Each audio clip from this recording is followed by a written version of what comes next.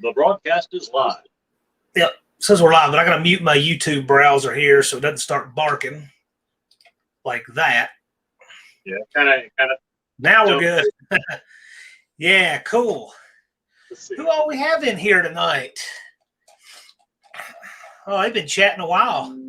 We've got Dan E. Boyd, Mr. Will, J-Bo there is 79 Aspen, Captain Dew, got Bad Tree Blake in the house. Well, we got two members of the Bad Tree crew. Hoosier Garage is in the chat. How are you doing that? Is this Back to the Future? Is that the alternate, Adam? I got the laptop. You got the laptop in the passenger seat over here. Oh, there you go. You're multitasking. Yep. Chris Greenaway, Mopar Man 78. Quite a crowd here. Bud, how do you say it? Bud Sadowski. Sweet. Yeah, all right, buddy. Oh, Dakota's here. Blake, can you time Dakota out? He can be with us in a minute. John Maltz, Rude Mopar Dude. Zero's here. Look at that. Yeah, we got some turnout. Yeah, from the country of California, Zero's here. We got Bigfoots and Mopars. Drag Pack Merc.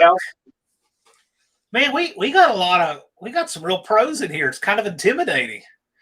Yeah, for me, because I'm just a jack of all trades over here. Well, you're a good one though. I'll tell you that. There's a lot of guys who will work on stuff, but then there's certain specialties where Danny Boyd says enter David Coe. Yeah, we kind of see that. But there are some specialties where guys who turn wrenches are afraid to tread, and maybe it's justified and maybe it's not. One of them is paint and body. There are guys who will take engines apart, no problem, and they're scared to death to paint. I may or may not resemble that remark. Then there's people who, will be afraid to go in a transmission or be afraid to work on air conditioning. So everybody's got their specialties. Yeah, and I'm a little more scared of engines, although I've done, I won't say my fair share. I've done enough engines. Very clean. I'm very careful, but there's always those little tricks where you may not know. You may not have picked up yet. Somebody. Well, see, I feel that way about paint. Yeah. I feel that way about paint. Oh, gosh. Chris Greenway says it's snowy where he is. Oh, no. I tell you what, if I don't ever see another flake of snow, I'm just fine. I think it's snowing up in Indy, but it's kind of mild down here. Wild Rose Garage says, how's it going? Wild Rose Garage, I shared a video of his this week. He did one on sealers and automotive chemicals and winterizing and stuff. It's a really useful video. I shared it on my community tab. But he starts his video with, how's she going, eh? That's like the most Canadian thing I've ever heard. It's just like the seal of authenticity on his video. Eh? We got like Fubar in the house.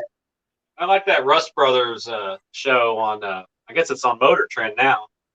And they don't say project, they say project and project.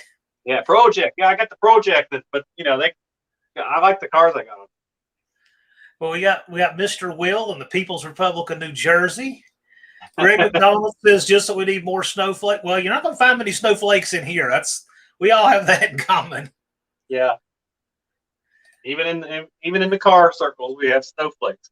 So John here says he's looking to swap an 8 3/4 third member. Never done anything with the rear coming from Dr. Diff, so it should just be a swap. Any hints? So you just getting a complete third member? We'll assume that's what he means. So you just did an 8 3/4 third member. Yeah. I pulled a rear out of the junkyard, which is in one of my videos. And then in the same junkyard, I found a bus full of gears and all this stuff. And I found two 8 3/4 rear member or center sections in there. One of them was stuck. It was full of mud. I dunked it in a bucket of soap water for a day, and I was able to free it up. And I sprayed it with oil. I think it was a 741 case. Yeah. And then I found a 489 case with the 323, I think, and it moved pretty good. So Just clean them up. Oh, man. You know what a lot of people don't realize? People talk about the 741 case having the smaller pinion. Yeah. 741 is a 1 3/8. 742 is 1 3/4, and a 489 case is a 1 7/8 pinion. But the smallest pinion, 8 3/4, is the same size as a 9-inch Ford. That I'm aware of that. Yeah, because it's an inch 3/8. Yeah, it's comparable. I mean, there's nothing weak about a 741 case. Just the other two are crazy strong. Yeah. So a couple hints on that. If I'm telling somebody who's never swapped an 8 3/4 center section, I'll just say a couple things. One, it's easier unless you really need to do some restorative work. Like if you're doing axle bearings and stuff, no. But if you're just swapping the center section, pull the axles out about halfway and leave them, because the axle splines, you can tear the seals on the way out. Yep. And you can also tear up those little foam gaskets, on the end of your axle flanges. So you got to be real delicate with them. If you do tear one, I'll just put a little bit of Permatex on it, stick it right back in. I've never had a problem with them leaking. So I would say take the axle shafts halfway out, leave the brakes and everything, and then make sure you have your pan on the bottom. Leave one nut on there until you've actually broken the center section free so that the oil drains out, because I have seen guys take all the nuts off of it. Then the center section will just fall out and oil goes everywhere. So it's much safer to leave one nut halfway on, take the rest off. You can drain it good and support it good, then spin that nut off and lift it out. But it's an easy swap to do. Yeah, that seems like the hardest part is when you get all the nuts off, it's just kind of disengaging it from the seal, getting it off the studs. Yeah. That's my experience. And then you've got to, I think what I'd usually do is put a pipe through the pinion, like the saddle on it, and then kind of wiggle it around. You can kind of. That's a good way to do it. That's a good way to do it. Yeah. Oh, but speaking of that too, one thing I found is my dad's Jeep was throwing drive shafts about every year, and what it was is the bolts that go into the rear U joint, that hold the caps on the rear U joint. There was crud down in there, there's rust in there. And the bolts would feel really tight, but it's because they were bottoming out in the rust and there was slop in there. And the drive shaft was just beating the U joint out of it. So since that happened, I've always been taking a tap and checking mine to make sure they're tapped all the way through so that seat's good. And it never had another problem after that. But it's good for any car to do that. Captain Dude just got to hating the snow this year. What took you so long? I've hated it for a lot longer than this year. You ain't got no right to hate it. You live down in Tennessee. They don't get that much. No, they do get some. Not as much as we get more. We're 2,000 some feet up, so yeah, we get a little bit. I'm about 2 hours north, so yeah. I'm telling you what, these people, yeah, Canadians have their own language for sure. I wouldn't know what they're talking about half the time. But you got to know hoser. There's hosers. That guy's a hoser. I know that the first time I ever heard a radiator call it rad, that was a Canadian that said that. Yeah, he had a Chevrolet truck and said, "Hey, here's the rad." I'm like, what? Well, when I bought my Challenger back in the mid 2000s, it was up near Cleveland, Ohio. And the guy I bought it from, he said, "I got some extra parts out back." He said, "I even got a console back there." And I was like, console. And I looked at the car. Of course, it had a column shift. I go, "I bet he's meant." I said, "Oh, a console?" Yes. "Yeah, I got a console back there." He did. Right. Yeah. Mopar Mitch was a body man from 80 to 8, but automatic transmission to scare me to death. I'm completely the opposite. Completely opposite. I would rather procrastinate a decade on working on a quarter panel, like a door skin, that automatic transmission doesn't bother me a bit. It's all just what I guess we're used to. Yeah, it's just what you get into. I always figure an engine or transmission have to be precise. If you know what you're doing, you got to do it. But a body panel, like this van, can be a little bit off. I feel the opposite.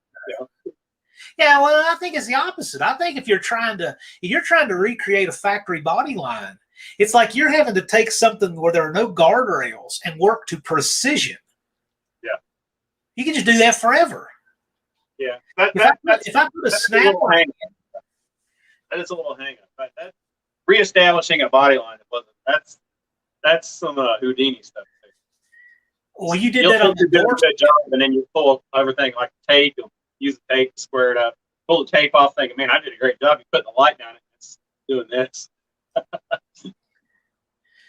I like that door skin you did on the van. That was really cool. Yeah, that came out pretty good. It came out great. By the way, I got a little bit of stuttering, and I don't think it's the internet. Could be it's either my laptop or the internet, one or the other. But I'm getting a little weird delay, so just bear with me. But Coming in clear here. Greg Hamilton's from North Carolina. We're in North Carolina. I'm an hour north of the North Carolina line on the western end. Doug always says for us to have no fear because the Dougster is here. What if we didn't already have any fear? But I'm still, thanks for the offer. We're just clearly neutralized. Lunar Outlaw Garage in the house. Lunar is out there tearing up the streets in that little Supra of his. King in Albany, New York. Live from the Hoosier Garage.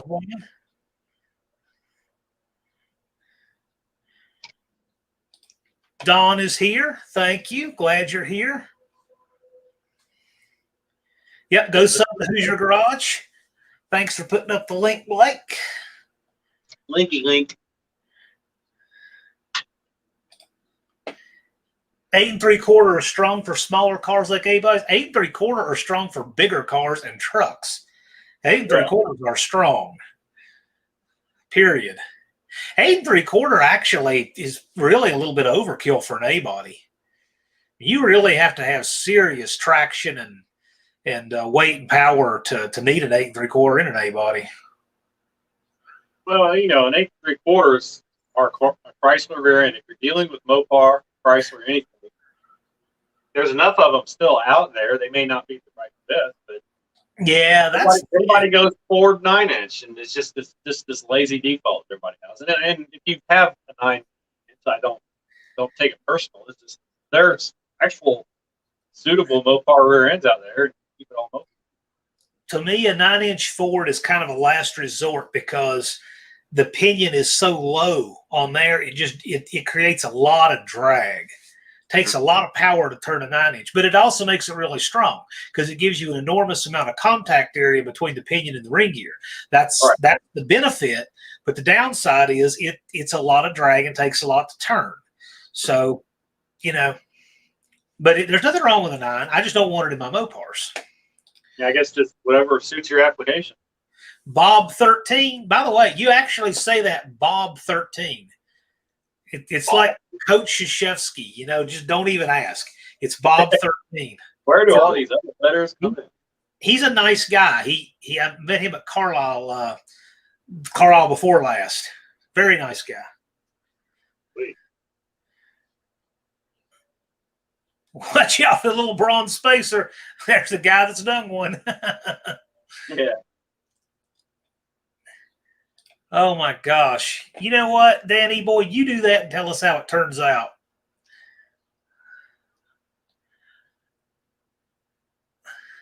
Yeah. Well, what year was the first year of a Supra? 83, 84? I didn't know they went back that way. I have no idea. Lunar? Doug? Lunar will know. Dan? Bad Tree guys said they missed you at Indy. I saw their video. They were there. Brinker was there. Jeg was there. You were there, but you did your own video. Yeah, I did that one. I'm sure I saw some people that I know of, but it's a fun show. There's a slight chance I'll be at Indy in March. I don't know. We'll see. We'll have to see. I got a lot going on, and how settled that is will depend on whether or not I'm there. Here we go. So, plans with the Duster. Jay wants to know. Oh, my Duster? Yeah. Well, obviously, we need to rebuild all of the sheet metal. I need to figure out whether I want to media blast the body as it is now, which is pretty much stripped down to the bone. But beyond that, I was actually thinking about painting it the original color, which is like the light metallic lime green. But my wife really wants me to paint it plum crazy purple.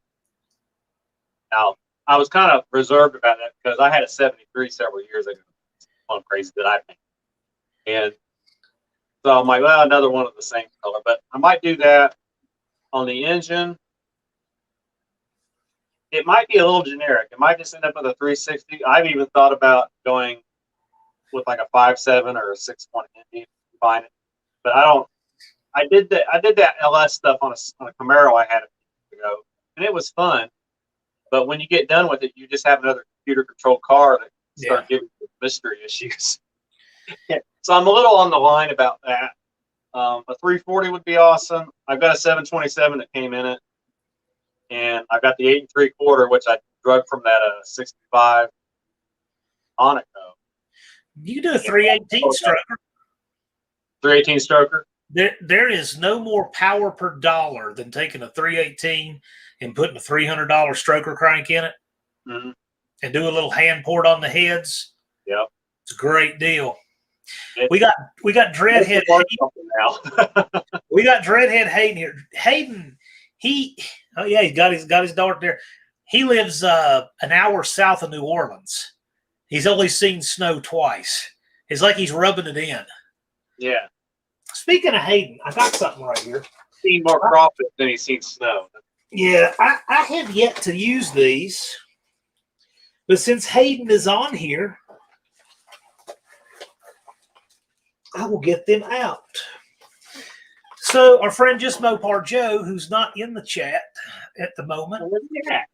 I don't know. Did you give him the night off? I didn't. He's one of our mods. All right. 24/7. So his buddy Don Gould makes these. This is one of these things I don't know why we didn't think of sooner. It's a plate, and you can drop that in there and set your advance curve with this. Oh, nice. So see, it's got the round holes. Yeah. And then it's got the slots, and the slots are 10, 12, 16, 18, and 14. And you can set your mechanical advance with this. It's one of those things I don't know why we never thought of, right? Great idea. So I'm going to do a distributor for Hayden with that. And then, because the same guy who makes those, Don, is such a guru. So you know what the old go-to is on curve and distributor? You take the big spring out, and then you can relieve a little bit on the small spring. Mm-hmm. Well, he got these color-coded little springs, with different tensions on them. And you get a pair. So there's a pair of black springs, there's a pair of silver springs, and a pair of gold springs. So that's a really tidy way of doing the recurve on the distributor. I love it. Reminds me of the Edelbrock little tune-up kit for your carburetor. Yeah, so that's for your distributor. Yeah. Yeah, real neat little kit. It's just such a really nice, elegant way to do that instead of welding up the slots and filing them out and all that. But Just Mopar Joe has these things. He's a dealer for them. So, message him if you're interested. But I think it's a neat way to do a distributor curve. Yeah, it's real tidy. Danny Boyd's talking about going to Tim Hortons. I know one thing about Tim Hortons, and that was the woman they refused to let use the restroom. That's enough for me. I could never, you know what I'm saying? Some things you can't unsee. Yeah. I remember up in Columbus, Ohio, I go to the Mopar Nationals, and I saw some Tim Hortons there. And I was like, what's this all about? I'm always curious looking this stuff up. I realized it was mainly a Canadian establishment, donuts, coffee, and a hockey player, of course, and he started Tim Hortons. That was his name. And then I think he had a fatal car wreck. But that's really short for him, yeah. And I think that was a long time ago. Captain Deuce says about every decade they get 11 inches of deep snow. What part of Tennessee are you in? Because some of Tennessee gets some significant snow. Rocky Top? It could be. Yeah. Council's like an Elderbrock manifold or a Hurt ship. Yeah, you're exactly right. Elder Yeah. That's the old name. Right, Elder, right. like Oh, a goodness. 3/4 race cam, that stuff. Yeah, see, Wild Rose says they had Canadian accents. I'm sure they do. It's a big country. I'm sure they do. I just don't know anything about Canada. I've never been there. I'd like to have a Canadian bank account. So if I ever have the occasion to go, I'd like to do that. Zero is new job. Yeah, that's right. Zero's got a new job, better job. He's in the parts business. There you go. Dealing with what you love. Indeed. He's the kind of parts counter guy that if they were all like that, I would still like going in parts stores. Yeah. But they're not. I had to argue one time with this woman that worked at Advance Auto. I said that the tie rod ends cannot have the same part number. You have to have an L and an R because otherwise you could never set the toe. Well, she had no idea what I was talking about and insisted that both of them. So I just left the store, came right back in, got a different counter guy, and he went on the back and he got an L and an R and handed them to me. And she's watching me the whole time. And when I left, I said, you need to explain to her why I needed this and what it was. She just wouldn't accept my answer. And by the way, when I get the front end in the Dart Sport, I'm going to do an old school alignment video. We're going to do it the old school way with the, scribe the lines on it and measure and do the toe that way and camber and the whole thing. It'll be cool. That brings up a question for me. When I had my Challenger years ago, it was a 74, so it had the black steering wheel with the two brushed aluminum spokes with the holes in it. Mm-hmm. And I got some tires on it. I did some front end work, a couple of new parts here and there. And then I took it down to the Big O in town, which was a pretty good establishment. And I said, I just need an alignment. So they go, okay. And take it back there. I wait like 2 hours. Yeah. I get it back there. They go, oh, they got your car gun. I'm like, yes, I can finally let this thing go down the road straight, take my hands off the wheel, like you're in the movie Christine or something. Right. And so I get in it and I turn out onto the road and I straighten it up. And, them two spokes are supposed to be on you like this. Yeah. Well, it was like this. Yeah, right. I'm holding it down to keep it straight. I'm like, this is not an alignment. So I took it back. I said, do it again. So they get in the car. They drive up the road after they fool with it. They hand it back to me. And it was just a little bit. I mean, I don't know how they got to where they thought, oh, this is satisfactory. So I went home and loosened up the tie rods and just got the wheels. And I got the wheel straight. And I did basically my own alignment. And it went great. I'm like, why was that so hard? What were they looking at something? I didn't understand at the time why or what was going on. He was terrible.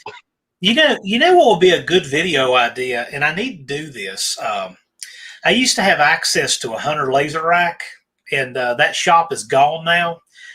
If I can get somebody to let me use their rack, like a modern rack that has the digital readouts on it, I'm going to do a video on how the alignment shops scam customers. Yes. I got to find an ethical alignment shop or they would never let me do that video. But I'm telling you, like for instance, all it takes is one little shoulder on the bumper and then print the screen while you got a little bit of preload on there, and you can turn all the boxes green, even if it's not in alignment. Yeah. And you can have an alignment that's just hideously off. Like you can be all the way to the spec on, say, let's say that you have the toe negative all the way to the max spec on both sides, but you're still within the spec. Both boxes will be green and the car will drive horribly and wear tires. But you could actually have one of them mildly in the red, bring the other tire over to some positive toe, have the cross toe pretty good. The car would drive well, wear tires well, and yet you would have one box green and one box red on your screen. And so there's a technicians that don't understand what they're doing, and customers that don't, and some of it's a scam. And I think it'd be a good video to do on, how alignment works, how to educate a customer when they take the car in for alignment. Show the things like, for instance, on the old Mopars, if those cars have rusty camber cam bolts, they're not going to touch them. They're not going to touch them. I had a Dart. It was 73 Dart Sport. I was like 17 years old. I put tie rods and some ball joints on it. And I thought, I'm good. I took it in there. I said, can you do alignment? An hour later, they come out and they go, well, your upper control arm camber, they're froze in there. We can't do anything with it. I'm like, all right. So I just had to deal with it until I learned how to do it. I didn't know how to do it. So it took me a while to figure it out. Then I got it aligned.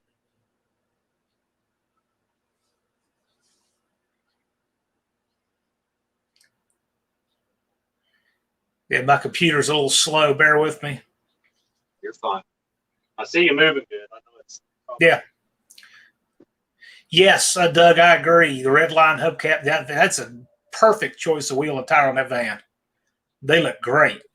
Most people go Kragers, which I love Kragers, or they go slots, but I thought I need to be a little different. Try not to be so homogenicated in my build. No, they look great. Yeah, and I got the rears. They're 10-inch rears. I got those from Wheel Antiques. Back spacing for having the van not have extended flares on them, it's perfect. By the time you get the tire on it, it's almost flush with the quarter. Yeah, the 8 3/4 were under funny cars. Indeed, they were. Yeah. Thanks for the link, Blake. There's an interesting. How about a 9 1/4 rear and a B body? Yeah, they put 9 1/4s in B bodies. The later ones. Those are great rears. Was it the gas tap on YouTube? He's got a '69 Valiant. He had a 9 1/4 cut down, put in his Valiant. Okay. Yeah, I think he had a turbo 360 in it. I think he was sorting some issues last time I watched. Right. Yeah. Took it out of a truck and they narrowed it down, got axles for it, off they went. 9 1/4 is legit. It and also another thing about 9 1/4, if you want to look for one, I don't know what the width is, but they put those in Dakotas.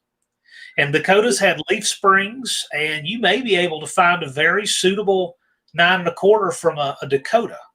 I just don't know on the width. And it will have like a big imperial bolt circle for the wheel. That'd be the only downside, I think. Well, the purchase from the on Dakota, from the leaf spring to leaf spring, almost the same exactly as an A-body. So really? Yeah, because that's interesting. I think it's center is 43 inches, A-body 43 inches. And I thought, wow. At the time I didn't think about the end on it. So you had to bring the ends down if you wanted to fit an A-body, but you wouldn't have to put new purchase on it per se. That's interesting. That's really interesting. I didn't know that. My dad had one when I was younger, and I was just measuring stuff. You know what that would allow? In my car, and I just checked it out. I'm like, these are kind of the same. You know what that would allow a guy to do? If you had and by the way, just so you know, you're breaking up a little bit. I think it's on my end, but I may not quite. It's coming and going. It sounds a little rough, so just bear with us. But if you had a 9 1/4 from Dakota, what you're telling me that the spring seats are 43 inches, and you got the 6-bolt wheels, you could put a 9 1/4 in an A-body and run Viper wheels on it. Yes, you could. How wide is it overall, though? Is it a lot wider than the car? Yeah, it's when you get past the springs, they get maybe a couple inches on each side. So if you did like a wide body kit, you'd be all right. Yeah. Or that's kind of wild. Custom axles even, and have a 5-bolt back on there. What you just said about the Viper wheels reminds me of a model I had years ago. It was a 71 Duster, and it had 340 that looked like it had a Viper fuel ejected top on it, and it had Viper wheels on it. That's cool. Yeah, it was just kind of a mishmash, kind of a model car. Looked stock otherwise. It's kind of cool. Danny Boyd drove an 83 and an 84 Super. I didn't know how old they went back. I knew they went into the 80s. 9 1/4 is good in the B body. Yeah, 9 1/4 is strong. It's a C-clip, but so I mean, I probably wouldn't want to road race it, but a 9 1/4 is strong. Yeah. Although I toasted a sure grip in a 9 1/4 pretty good once.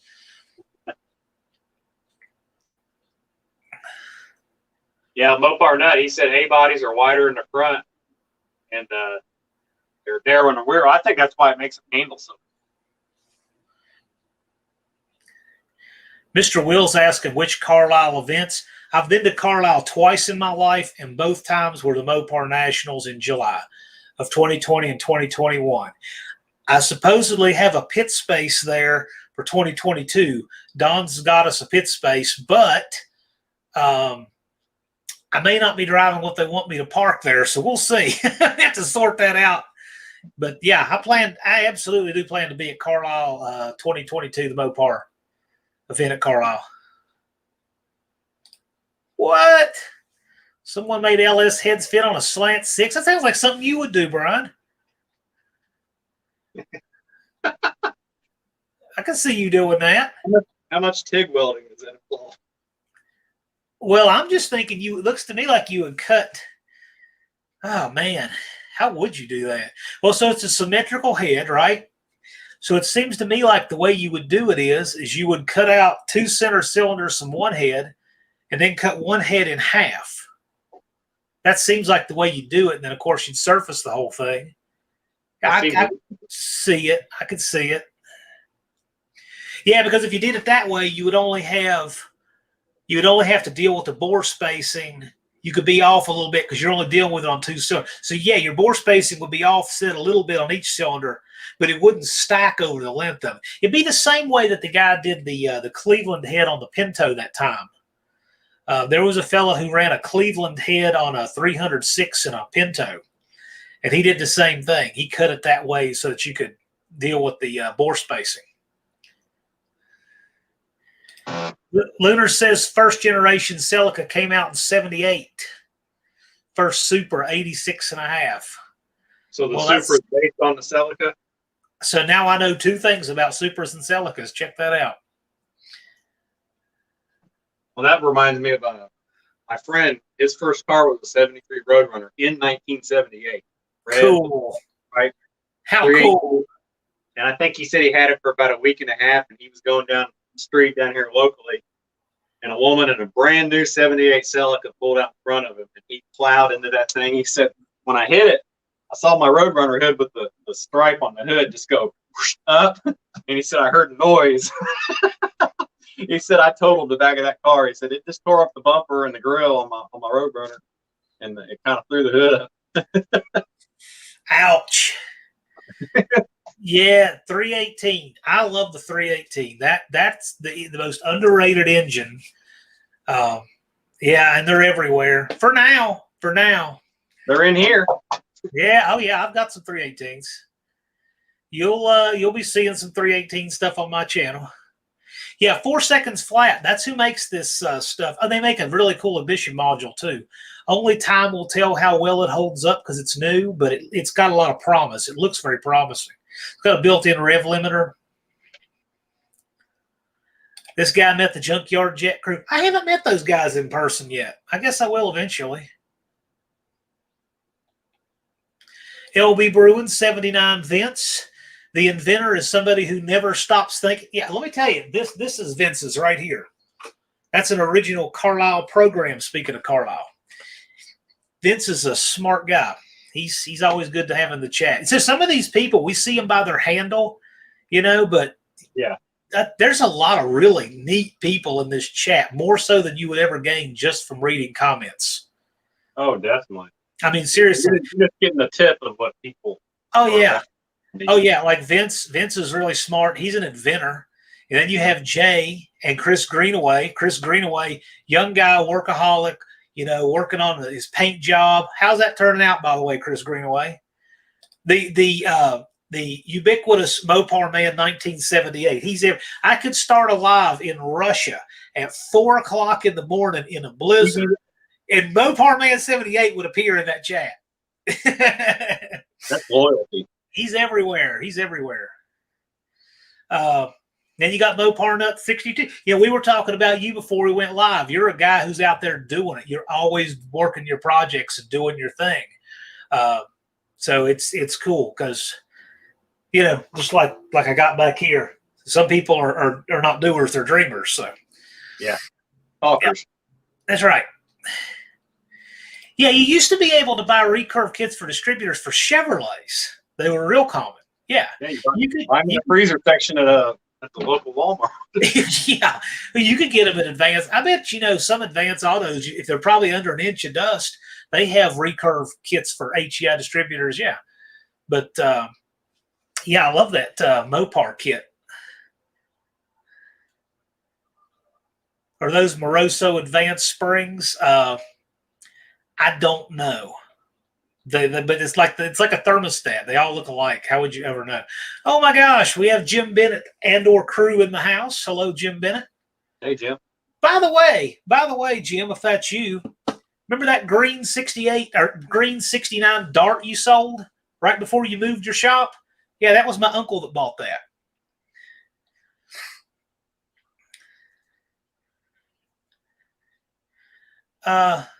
JMJ is on the way. Oh my, we better straighten up.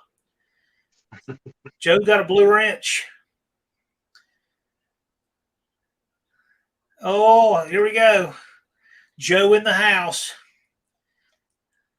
Joe is one of these guys that's got some really good content in the works. He's working on that Barracuda, and there's good stuff coming. So keep an eye on his channel. I know there's some good stuff coming on Joe's channel. There always is, but he's got some really cool stuff in the hopper. So keep your eye on it. Good variety. Yeah, but keep your eye on that. He's got some pretty neat stuff coming up this week. Captain Do, I live in Iron City, Tennessee, above the Alabama state line. Well, it's not secret, of course, that I am working on an event that will be somewhere within the central to West Tennessee geography for YouTube content creators. And it will be at a dragway, and it will be late summer, early fall, and it will be a pile of fun. And we will announce it when we got the details confirmed, and that will be next month. So if you live in Iron City, Tennessee, you will be perfectly geographically situated to attend it wherever we have it. Captain Do and the Do crew will all be there, I'm sure. Yeah, I hope so. Don and Wendy English, we got 24.7 inches of snow the week before Christmas. Well, that means I am glad I don't live there.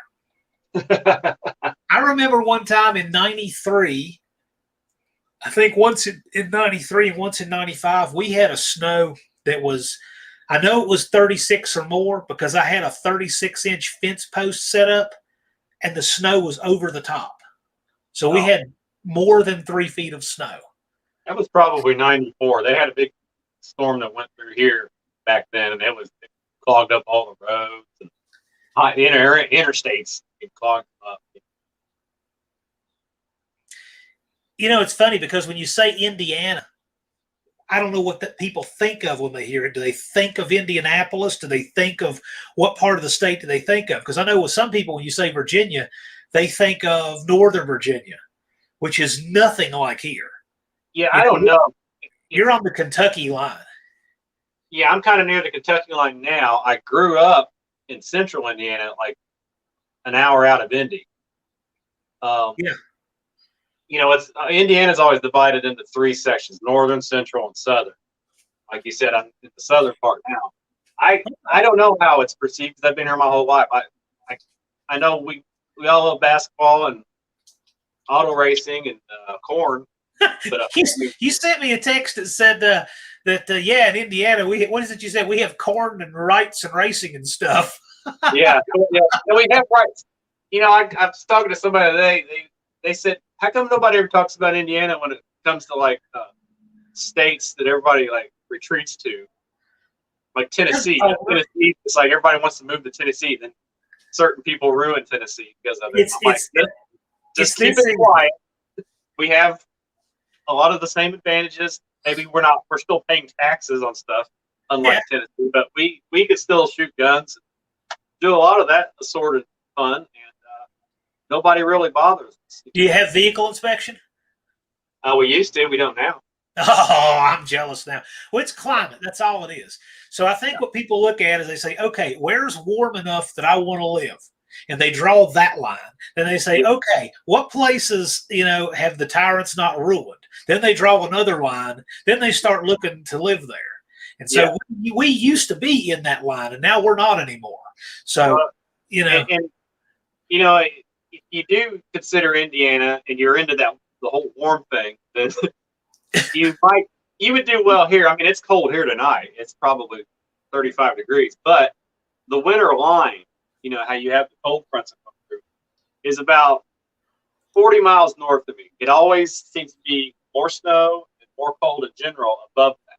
So if you get below that and you're considering retreating to another state, you're into the heat, come down here. It's more humid in the summer, which is what bothers me. But yeah, that's a little tip for you, I guess. Joe, since you're watching, you just missed it. We did some show and tell on these fine parts that you're a dealer for.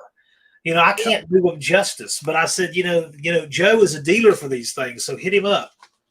Yeah. And Joe, we went over the Duster a minute ago, but I'll kind of rehash it. It might be generic with a 340 or 360. It'd be nice at 340 again, or maybe 5.7 or 6.1. But it might just be kind of a generic A body that we build and everybody gets.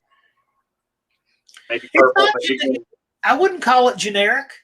I mean, there are fewer A bodies now than ever. I mean, oh yeah, yeah. You know what? It used to be you could drive a Duster, and then every day you would see other Dusters on the road. Yeah. Like you're old enough to remember when Dusters were daily drivers, and I am too. Yeah, and now they're not. When I lived up north, there was Newcastle, and if you ever look up Newcastle, Indiana, they had a Chrysler plant there. They had a forge, and a lot of the front end parts, like steering knuckles and ball joints, were forged there. It was created there, and it was originally a Maxwell factory. When Chrysler grouped all that together back in the 20s, they absorbed all that, and so it was a Chrysler town. And even into the late 90s, early 2000s, when I would go back, you would just drive into town and you would see an old lady just driving a Duster. I remember seeing one. She was driving a military green Duster. I don't know what color that is, G8 or something. Oh, yeah, I know that color. It had a 340 grill in it, and I rolled the window down, and it had a slant six, so it must have been a twister. I don't know, or somebody just put the grill on, and she was just cutting down the road. Yeah. Dart swingers, all that stuff was everywhere. Sure, yeah, right. I remember those as daily drivers. Yeah. I mean, up into the 90s, you would see them as daily drivers. Yeah. Bad Tree put up a link for Duddy's Adventure. Shout out to him. That's like the best 600 subscriber channel ever. I don't know why more people don't know about him, but he does off-road four-wheel drive stuff. Great channel. Check him out. All right, you're rubbing it in. Chattanooga only gets an inch of snow one time a year. Yes, we know. Thank you. We haven't had to hear yet. Yeah, see, Joe's such a celebrity. He comes in here, they're all greeting him, like Hayden and Jay. Jim Bennett says, we've had so much trouble with the big 3-part store. Boy, how much time do we have? Trouble with the big 3-part stores. Oh, so I heard something hilarious. I might as well tell it here. I was at O'Reilly Auto Parts. This was about a week ago. And some dude tried to return a radiator. He had a box that a radiator came, and there was half of a flat screen TV in the box. He cut a big screen TV or flat screen TV in half and put half of it in the box and taped it back up and tried to return the radiator as unused and new. I've had a ton of trouble with the big 3-part store. It's not even funny. Well, I've always learned to not buy anything electrical from AutoZone, and if you go a step up, Advance. Yeah. You need an alternator, go to Napa or something. Some people might have had bad experience with that. I had an alternator situation with AutoZone one time. I ended up getting 5 of them, almost 6. I contemplated the 6th one, and I thought, you know what? I'm just going to go somewhere else. This is really good here. Lunar says when he goes to the parts store, they never ask what he's working on, just what he needs. Yeah. There's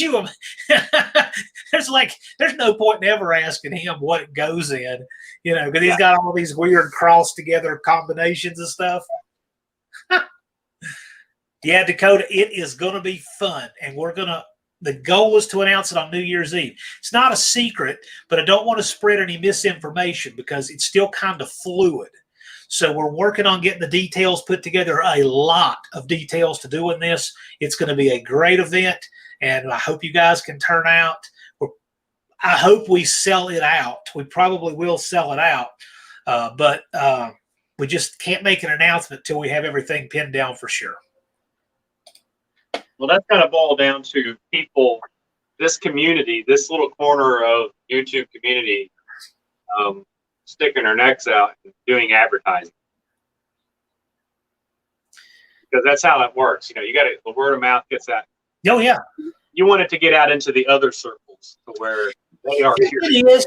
I love this part of the YouTube community, though. Oh, yeah. And, it's such a great place to be. Really, it is. I see a whole lot more people who enjoy this and are here and have a good time. Yeah, we have a few trolls, but you're always good. In fact, Smokey's Ghost is a troll who talks about me all the time on Cabral's channel. He's probably watching this live right now to get intel to go over and run to Cabral and tell him about. So we have our share of trolls, but most of the people here are good, supportive, regular community members, more so than other segments. I see a lot of other segments of the YouTube world where they backstab and all of that. Yeah. Man, we have so little of that here. I'm glad. That's right. And I'm kind of glad that Cabral's on that outside circle. Oh, yeah, no, I mean, that's a dreamer because, you know, he's up on his camera every day. You know what I'm saying? I woke up this morning, people was talking about me, and I said, you know, I don't need you over there. But, you know, Uncle Sanford over there, he's doing stuff. I don't do anything ever. I just talk about what I had in 1985, but nobody tells this jerk that because, you know, that's what the guy's all about. See, you gotta have the picture behind you like this, except the wall has to just be covered with soot. And if you took the picture down, it would be stark white under there. Yeah. I'm just dying to know. Of course, I can't comment over there because he banned me proactively. Never commented on his channel before, and I was already blocked because and Tony's blocked too for no reason. So he talks about us not allowing dissenting speech. Now he has us blocked. He's a hypocrite. Oh, he's state-run media. How are you coming along on your dart? That's a good question. So first of all, which one? Because I've got 3 darts, but the one you're probably talking about is the one that's on the channel. So I had an impasse, and then I had all kinds of stuff I had to deal with. I'm working on an old house and all this stuff. But one impasse I had on the dart was I needed some sheet metal to put on the inner fenders in the front. It's got these couple little rust spots, and I couldn't find any vintage Mopar sheet metal. I thought that was going to be easy. I thought I could go to any junkyard, and one of them would have like a munched quarter panel or door skin. No, it's all gone. It's all gone. So after looking around forever, and then I put out an email to the local Mopar club that goes out to 400 people and said, hey, I need a scrap piece of actual vintage Mopar sheet metal because I'm weird like that, and I am not going to put Chinesium in my Mopar. Does anybody have a piece of a door skin or a quarter or a trunk skin or a hood or something? I just need a few square feet of sheet metal. 400 people, and none of them responded. So I know that's not the car club for me. Forget that. Obviously there's no community there. So I reached out to the fella on the right side of your screen. He's like, sure, what do you need? Just cuts it out, sends it in the mail, and it's awesome. So you guys are going to see that getting fitted up and trimmed to fit and welded into the front end of the Dart Sport. The weather's really iffy this time of year, and I want to do it when I can paint right away. So, but yeah, that's going to free up that bottleneck. Then you'll see the front end go back in, and then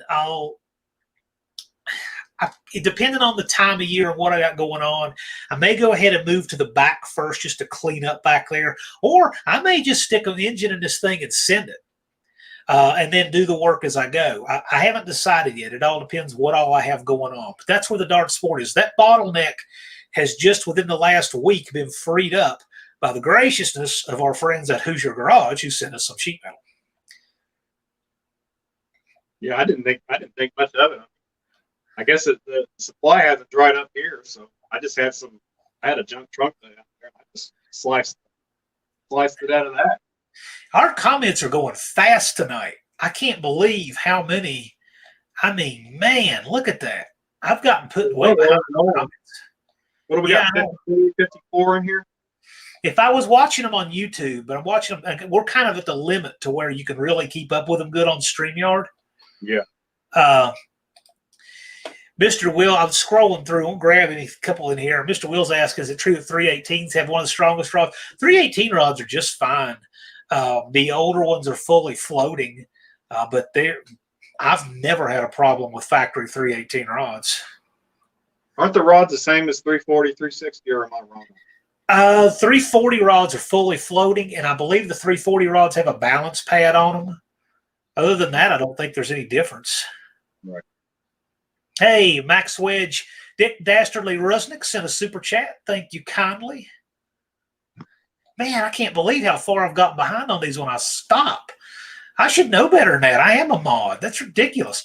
Chris Greenaway, that is going to drop here the next day. If I hadn't been sidelined with a headache all afternoon from lunch until about 5, it'd be out now. So, yeah, be looking for that. That's a good point to talk about that, too. So what we're going to do is I'm going to be dropping a video here.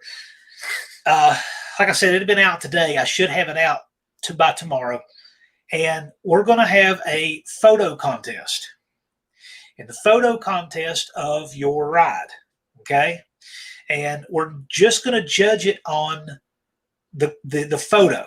So if you have like a primered Celica, it's going to have just as good a chance of winning as a Ferrari. Okay? It's how much effort you put into photographing your car. Do a good job, get a good background, get the right time of day, do all the little details to make a good picture. And so we're going to have 3 judges judge pictures of the rides. I'm going to be a judge, Adam's going to be a judge, and Uncle Kathy said she'll be a judge. So we're going to pick the winners, and the winners I want to put on a calendar. And then the calendars we'll have, and we'll send the winners calendars, and I'll have others for sale, nominal fee, just cost plus to cover it. And that way everybody who wants a calendar can buy them a calendar. And I think it'll be fun. But yeah, all the entries will be on my channel. We'll do a slideshow just like last time on my channel with all of the entries, but the winners will make a calendar. Should we give them a few tips, or should we just let them? Sure, of course. What wisdom does our resident artist Adam of Hoosier's Garage have for these guys for taking photos? Yeah, and you and I discussed this. A lot of this was covered years ago in, I think, a Mopar Muscle. Yeah. Thanks. Well, I don't want to say a name. I can't remember people, but they gave some tips. And if you take a picture of your car, no backlit car. Means if the light is behind the car, opposite of the camera. Try not to make it look like telephone poles are growing out of the road. Right. And usually turn your wheels to where you're proud of your wheels. You want the face of the wheel, if you're on the side or the corner, stuff like that. There's always a lot more, but I think that's kind of some basic. Well, one thing that helps with wheels and tires, like if you have a mud truck, what was that? If you have a mud truck and you got like a 15-inch wide mud tire, those can look pretty good if you turn it with the tire toward the camera to get that big aggressive mud tire in there. Or if, let's say, you have like some kind of road course tire or something with a wide profile, that all looks good that way.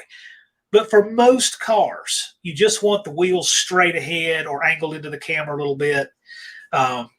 You also don't want to have a 3-wheeled car, right? So like just Mopar Joe's 3-wheeled AFX Charger on his logo. I like it, but it's a 3-wheeled car. So you want to have the car angled so that you can see all 4 wheels if you're looking underneath. That's dependent on your angle. If you're up high, down low. Right. Yeah. Right. Yeah, Bennett says AutoZone is great for floor mats and armor all. Yes, they are. They're great for that. And those employees know more about floor mats and armor all than anything else. Oh, I got another good one about AutoZone. So I went in AutoZone a couple weeks ago. I needed a piece of fuel hose. And I said, I need a piece of reinforced 3/8 fuel hose, right? And the girl working there looked at me like I had 4 eyeballs. I mean, just like had no idea what I was asking for. And she said, "Well, what does it go on?" And it was one of those things I knew I could never articulate what it went on because I was putting this as a bypass for a coolant hose on a CRV, right? So it's an application, right? So I told her, I said, do you have the boxes of hose in the back where you can get bulk hose? And then someone had to tell her about that. I'm like, how long have you worked here? Someone's having to tell you about it. So she got me to come back there, measure the hose I needed, and cut it. Then she goes to the computer to find how much to charge me. And I look through all of the various entries. I said, okay, this is 3/8 non-reinforced. This is 3/8 reinforced. I found the one that it was so she could ring it up. That's how bad some of these parts store people are. And by the way, Mike Ivan right there is the torque converter guru. He's the torque converter whisperer.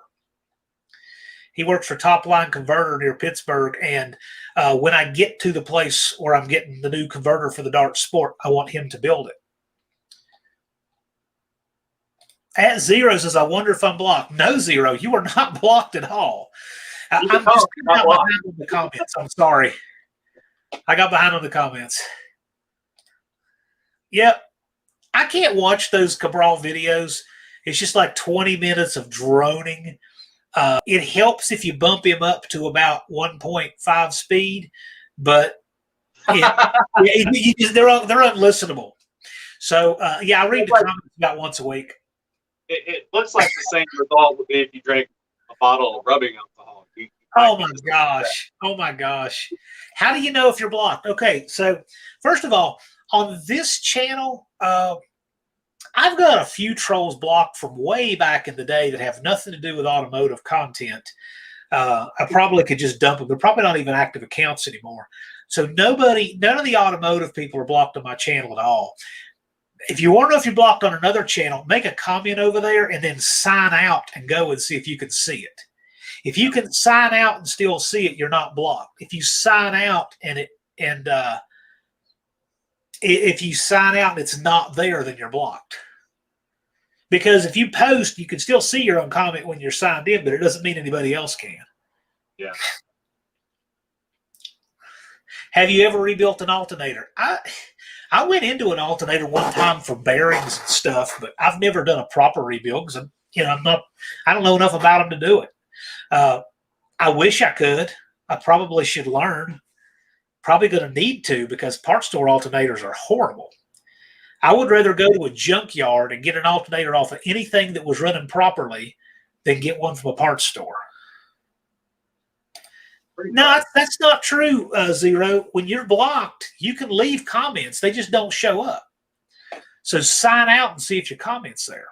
Or sometimes it'll say there was a problem posting your message. Keep doing it. Oh, yeah, I don't know. In some formats, it'll do that. Okay.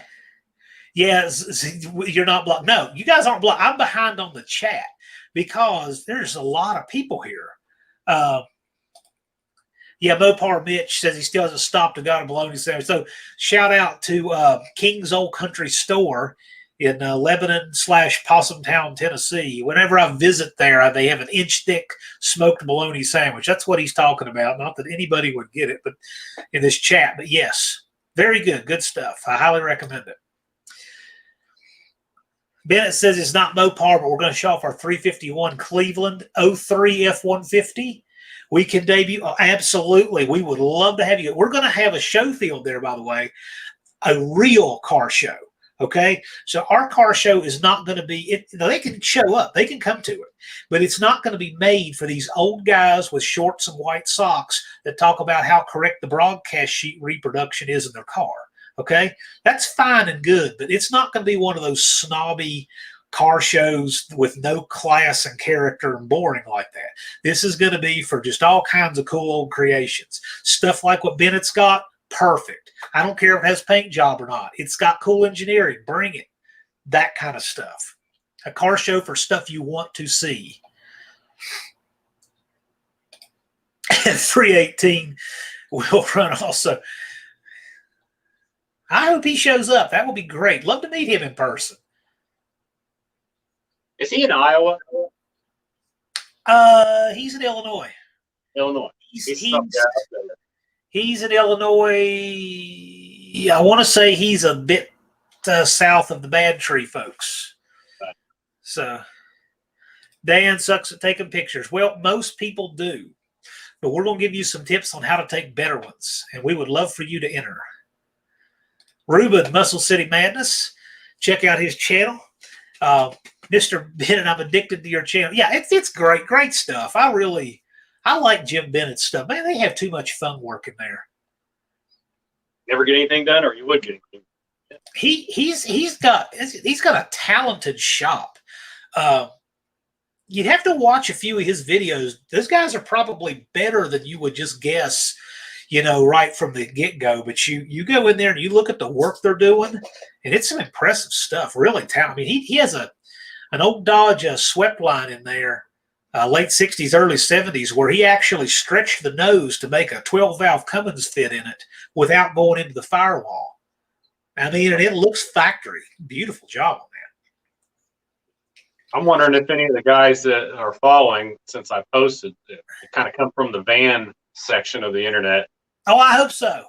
Are watching, because there's a guy on one of the forums. He has it's about the same. It's a B van, just like what we're in here, but it's a sportsman model. It's like the wagon. It's got the windows all the way around. Yeah. He put a Cummins diesel in it, and he just got it in, and he's been testing it. And cool. He drove it into the gas station, had video of it, and it's funny seeing this yellow and white 70s Dodge van, and you hear that clatter, that. Yeah, that's just weird. Yeah, well, see, you put the emblem on it too. So. Well, it's not a free candy van because it's too noisy to sneak up on them. Yeah. Aaron Hinkley says, "What kind of crowd is it, Mopar or GM for the photos?" We don't have it. There's no brand specific. Let me tell you, as much as it would pain me, if the best 12 photos are all imports, that's what's going to be on that calendar. Yeah, you got an 87 Hugo, and it's got a good picture. I'm telling you, like I hope I never work on another Saab as long as I live. But if the Saab has the best photo submitted, it's going to win. It's that simple. It's all about your approach. I don't get the point of being a troll. I don't either, man. You know what? We only live so long, right? Every 10 years, it's 3,652 days, because you got a couple leap years in there. That's time you don't get back. So our buddy Cabral has spent a year and a half dedicating his life to trolling Tony. Why would you give away a year and a half of your life to some dude on the internet you don't know, just hating him like that? I don't get it. No projects of your own. You do nothing of your own. You don't accomplish anything. You don't have any fun. You're just miserable over what somebody else is doing. That's nuts. That's nuts. I think some of these people must do it. They look at it as, well, I'll get a response. Because there's some times where you're like, well, I venture into this comment section and say something even moderately controversial, and then people come back at you hard. Like, you just sometimes don't want to deal with that. But then I think some of those people like that, they figure, I just like the attention of somebody paying attention to me. I don't get enough in my real world. Yeah. So I need to go on the internet and just blow up at people, and then it just comes back against the firewall. I mean, what else could it be? I don't get it for anything. I'm going to try to skip ahead on these comments. I got to tell you, it is. Oh, yeah. Sean, Fat Tire Guy Thomas. Yeah, I was trying to read that. Check him out on, if y'all got Instagram, check him out. He has done some awesome Mopar van builds. He's even got a big C-body. I can't remember what it is, Sean. Tell us what it is. He also got like a 71 Charger, got side pipes on it. He goes kind of like the Day 2 look from back then. Yeah, but cool. He did a van just like this one. It didn't have the windows on the side, though. And he had a purple, plum crazy purple.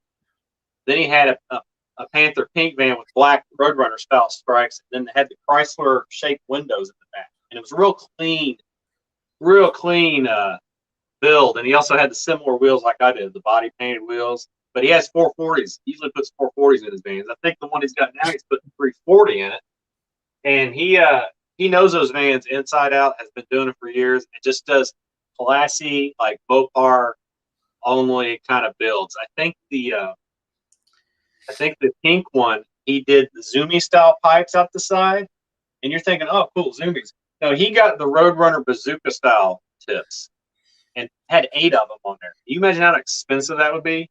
But it looked Crazy. awesome. It had the orange inside of them, and they all came out the side. It was Crazy. yeah. I like it. New City Carpet.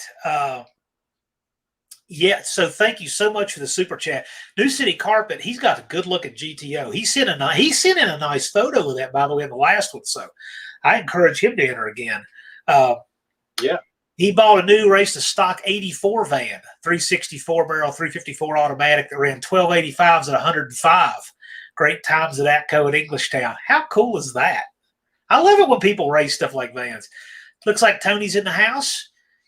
Thanks for coming by. We appreciate you. If that's Tony, know that we've drafted Uncle Kathy to judge this photo contest. Kathy, if it's you, you came by to verify. Yeah, we drafted you to judge this photo contest.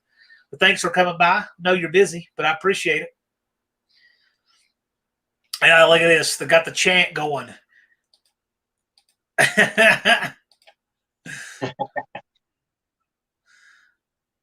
Yeah. I'll tell you what, they are good people. They are really good to me, super nice people. It's funny. I bet I've had dozens of people ask me if how Tony is, when he's not on camera. He's the same guy, same person, just like all of us, we have to. We got to turn it up a little bit to be on camera, but I mean, it's the same guy. He's the guy you would not be disappointed if you met versus what you see on, because he is the same guy. That's good to hear. Nice being able to see that about yourself. You wonder, am I the same guy in person that I am on my videos? Well, what I've chatted with you, yeah. Here's another guy that is just Mopar Joe, 100%. He's the same guy. Tony, yeah, Tony just got me fooled. I think my BS detector is a little better than that. Hey, Tony, roll up your windows. Right. Yeah. There's a lot of great. I've met so many great people through YouTube. I mean, the DeFeos, Andy Wood, Just Mopar Joe. You, the Bad Tree guys, great people. And I think where television was kind of a medium that was hard for people to get in unless they were actors, YouTube's exactly the opposite. People who are the same person on and off, but they're conducive to doing this, get a following. So it's a little different on YouTube. I think the percentage of real people you meet from YouTube are much higher. Well, you have this community where you can actually speak to other people. Yeah. And that's all you have here, and that's all you really need. And you do your own thing on your channel. Yeah, you do your own thing on your channel, and then you get a few people that like it, and you do a good enough job, they're going to tell other people, hey, this guy's good. This guy's cool. He does this. Off you go. Tony is spot on. We have the best community on. That is no kidding. I'm telling you, you can go to any subject, any community, any niche on YouTube. You will not see a community full of as many real people that support each other and their projects and real people as you do right here in our automotive niche on YouTube. We are spoiled. We have the best. Yeah, pretty good. That's why I enjoy doing this. If this wasn't that way, I would not. That's what I like. That's my favorite thing about YouTube, are all of the great people I've met and relationships I've made through YouTube. Hands down, that to me is the best part. I mean, like Andy Wood and I are going to be doing some stuff over the winter. I'm going to do something else with Just Mopar Joe. Always doing little stuff here and there with Tony, and I love it. And then we'll hopefully we'll get everybody out to this event here late August to the mid-September range, somewhere like that. And then we can meet them all in person. I can't live long enough to go visit everybody I'd like to meet in person. But if I can have something to get them all to come in, see, that's the sneaky way of doing that, right? Chris Greenaway says, I'll probably take a couple entry photos from the summer because his car won't be out of the body shop. Well, I'll tell you what. Might be a possibility. Another possibility is take a picture of it in progress to body shop. Get the lights on right and try. I mean, it's a photo contest, not a car show per se. Because this gets everybody. Oh, we have and you don't have any let's say you don't have any suspension on it, try to get the best angle where it's easy to imagine everything on it. Then you're good. So, hey, you know what? I got to get up here that I didn't, we haven't talked about it yet, is this. We got to talk about what the winner is gonna win of this thing. So you guys have seen Adam's artwork, okay? I have never watched somebody draw something for 2 hours before until I did. He was drawing Mopar Nut 62's Charger, and so Adam is going to draw the winner's car. I mean, I'm going to have better pictures of this when I put the video out, but that is incredible. That right there is incredible. That is worth entering all by itself. And I haven't mentioned this to Adam yet, but I hope to sweet talk him into one day letting me commission a photo to replace this one right here. That's what I'd like to one day hopefully have. I don't know. Maybe my Dart Sport. I was thinking your Dart Sport. Yeah. I think it'd be cool. And I'll even paint it. I think Mopar Nut's Charger, his is not complete yet. It's a work in progress. But as I was going, I said, do you want the stripe on it, or do you want this, or what kind of wheel do you want? And I'll just work that in and get kind of what you want, or if your car is considered done as is. Well, but see, that's part of the thing. No project should be finished, because when a car is completely finished, it starts dying. Yeah, it needs to have that energy of still being in the works. So like Ruben here, Muscle City Madness, he is the perfect person to enter this. Mr. Hyde is perfect, just like it is. Just work on taking a really good. I would love to see Adam draw that car, or your Challenger, whatever you think. Yeah, Mr. Will's going to enter. Yes, definitely. This will be so much fun. I don't know what this is, but I know that we're having an event that will have plenty of showing and plenty of going. So if that helps, yes. It will probably be sometime between about the end of August and in September, somewhere in that time frame. What about old photos of cars that already had? We gotta draw a line somewhere. We definitely don't want photos that other people have taken. We want stuff that you guys have taken. Good night, Tony. Thanks for stopping in. Hopefully you put another 22 pounds of welding wire in that slag hammer. I hope you're keeping track of it, because that's pretty cool. How much wire is actually going in that car. And Mopar Mitch has been following you there. Yeah, I had seen White Punk on Nitro before, a long time ago. Didn't realize that was Tony for a while.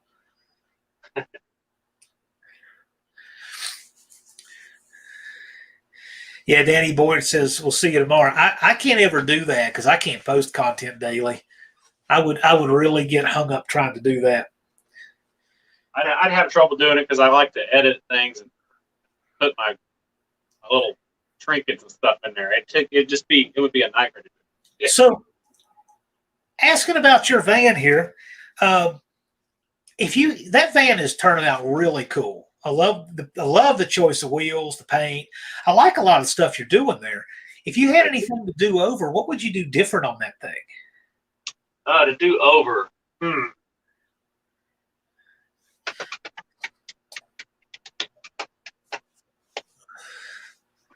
I don't know. I think if I did it over again, I would completely the way I painted it. I think I would paint it the whole thing before I put it back together, because I tend to do this where I get anxious and I want to put stuff back together, and I try to work around that. For instance, like all the jamming, because these are like old trucks, the early ones especially, because the tops of the doors are metal. Put a door panel on. So you'll paint all that red, and if you're slow on getting all the sheet metal and the body work straightened out, you're getting anxious and want to get back together. And then you get it back together, and like I did, I finished everything out, blocked it all down. And all that. Then you go to try to paint everything. A lot of people can do this really well. They can mask off the jams, but I get a little ahead of myself. I don't want to spend hours and hours and hours just taping off the jams. So I'll just go back and touch them up.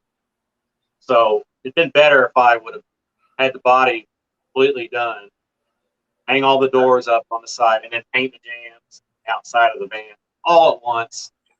And I'll say on this duster, I will try to stick to that desired method of doing it that way. Looking at a car now, a car is a lot easier. There's a lot less of that inside metal, so to speak, that doesn't separate. And there's a lot of other aspects that you look at a duster now after doing a van, it's like that duster's on tape. Well, one big thing I noticed that I think that was really helpful, because painting is pretty abstract for most people, especially us YouTubers. Some of us don't do it at all. Some do a lot of it. There aren't many people that casually do paint. Yeah. So I think it's really helpful when you share your experiences with a paint job, because it helps others of us get better results. Because I'm thinking about trying my hand at some paint work of my own. Joe and I may do some paint work on the Dart Sport. I want the Dart Sport to have a nice paint job. Generally, I don't care, but on this car, I do. I'll tell you what I think. I've had good paint jobs. I've had bad paint jobs. This one is, I would say, kind of out there in the middle so far. But I will say, if you're in this day and age, if you're going to start messing around with paint, you've never done it before, do base coat, clear coat. If you're not sure of the price, look up the Nason line of paint, which it was formerly a DuPont line. I think it's broken away, owned by somebody else, but they use the same kind of the textures of the DuPont advertising on stuff. So you can get all the old colors, and if you use a base coat clear, you got to look at it this way: put a base coat on. You're really just concerned about covering the surface. If it's a metallic, you can just dust it on all day. Just let it fog it on there real thin, and then you don't get all that tiger striping that some people do on accident.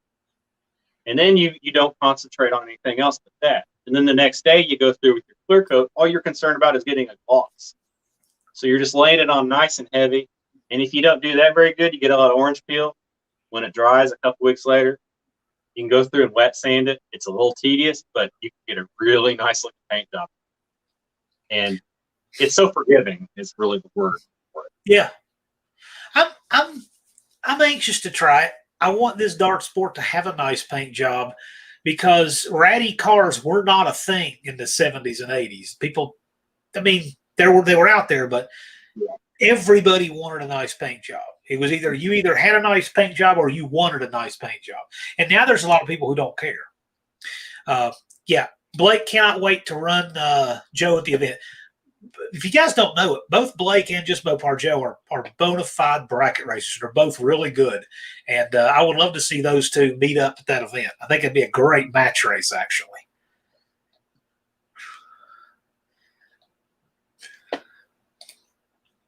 Bad Tree Camaro versus JMJ. Well, yeah, you talk those two into it. I don't think Joe's going anywhere with that Barracuda. That car runs. It's right. Yeah, it's got some good power. Just watching it, right. Mr. Wills says, do I remember correctly, were center lines big with vans? Yeah. Oh, yeah. A lot of people ran center lines on the vans. They look good, too. I hope so. I'm doing my best.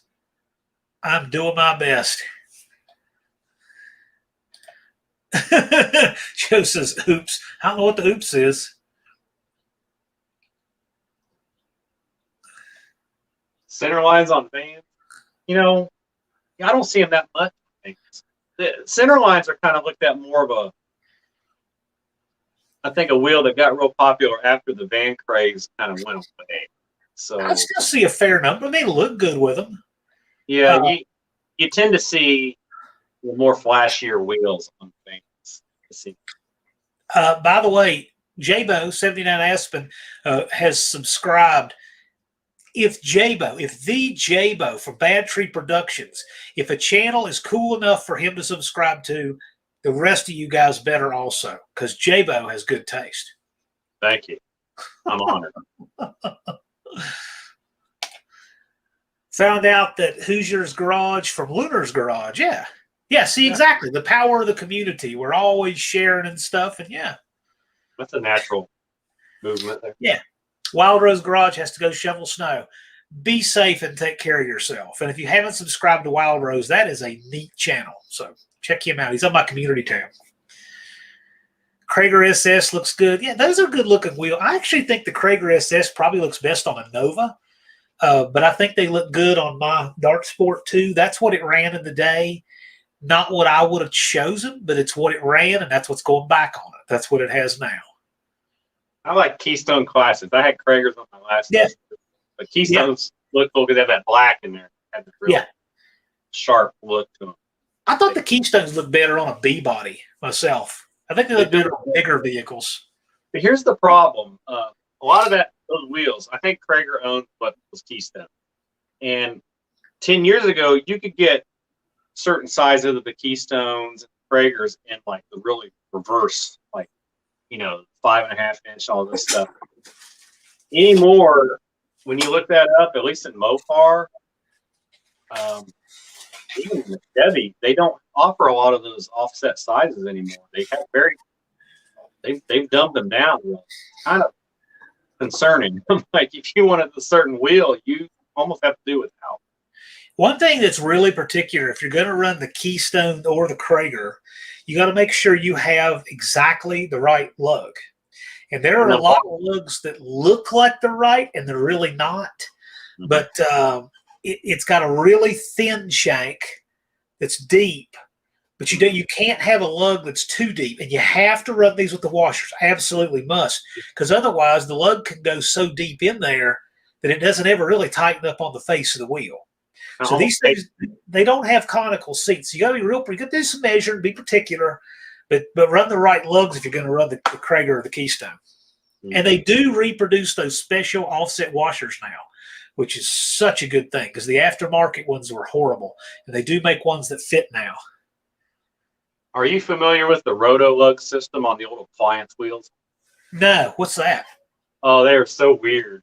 If you ever run into an old appliance wheel or a wheel that you can't tell what it is, and the lug holes where the studs go through are like super huge, but they look like they're precision cut.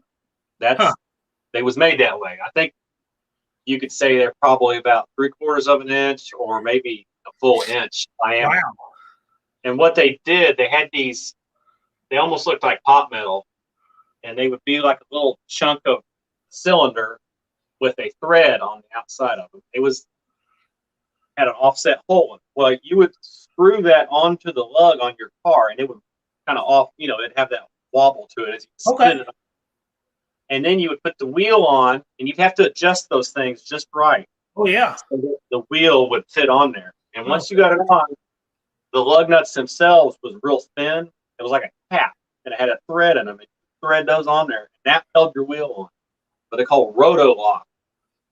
And Roto Lug. If you look them up, they're the weirdest things. I can see it. I don't really like that at all. I like just, one wheel drilled, one pattern. Yeah. But there was a lot of goofy stuff like that. Yeah. What's Captain Do? Captain Do says he's think about the lift on the 89 Dakota. It's on the second slot on the rear shackles, but wish they could make longer shackles. They used to make 3.5 foot. I guess it means 3.5 inch shackles. I don't know. The 89 Dakota, at least that's a first generation. Shackles just whack your springs out. Yeah, you can only do so much with shackles and really keep your spring geometry right. Just take them to a spring shop and get them rearched. Yeah, that'd be a better bet. Done. Yeah, that's a better bet. Ratty looking cars. Yeah, but see, now there are so many ratty cars that are fast, it doesn't work anymore. You can't really do a ratty sleeper anymore. Nacho just needs a few things. Yeah, but Nacho should always just need a few things. That's the nature of the Nacho Cuda. Joe's Barracuda went straight down the track. Yes, it did. That seems to be a challenge for some people. It's great. Yeah.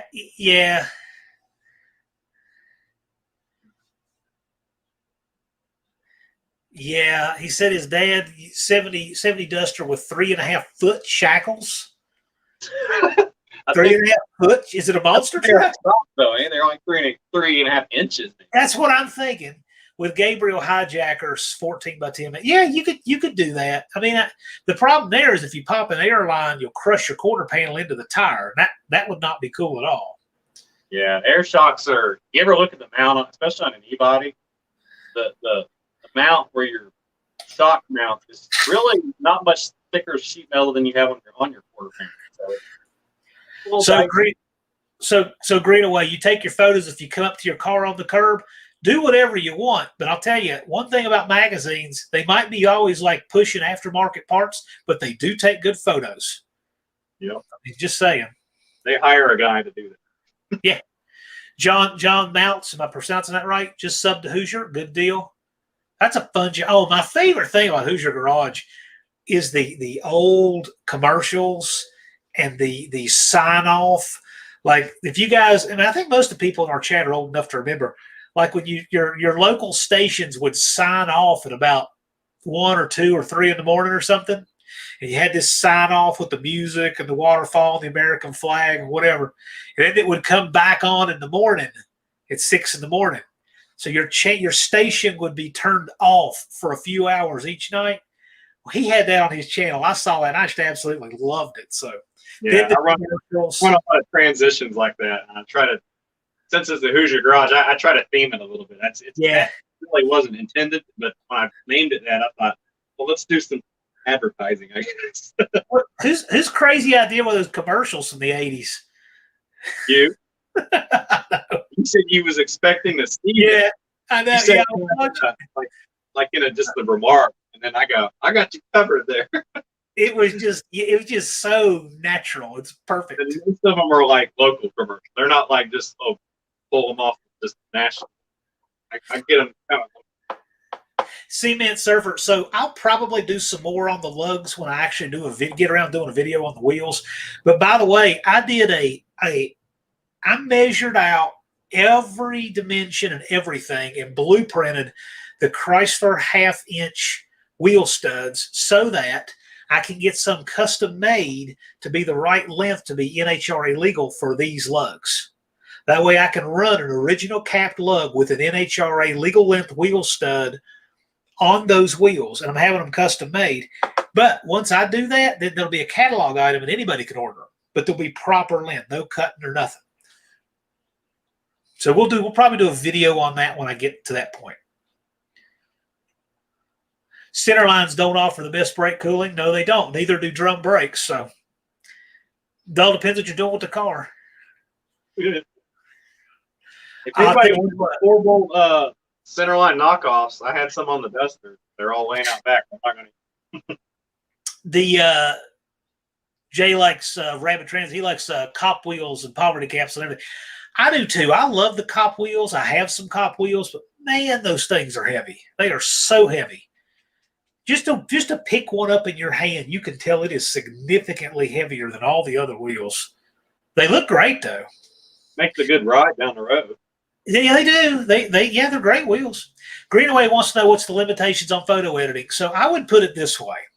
I'm not saying you can't try to use filters and stuff, but I would be very judicious because that stuff often hurts you more than it helps you. You can't make up for bad things. Another thing that's a limitation, if we see that you've tried to airbrush, lake pipes or a blower or something on it, you'll be in the show, but you will not be considered for the calendar. And also no CGI or green screen backgrounds. So no fake backgrounds. It's got to be a real background.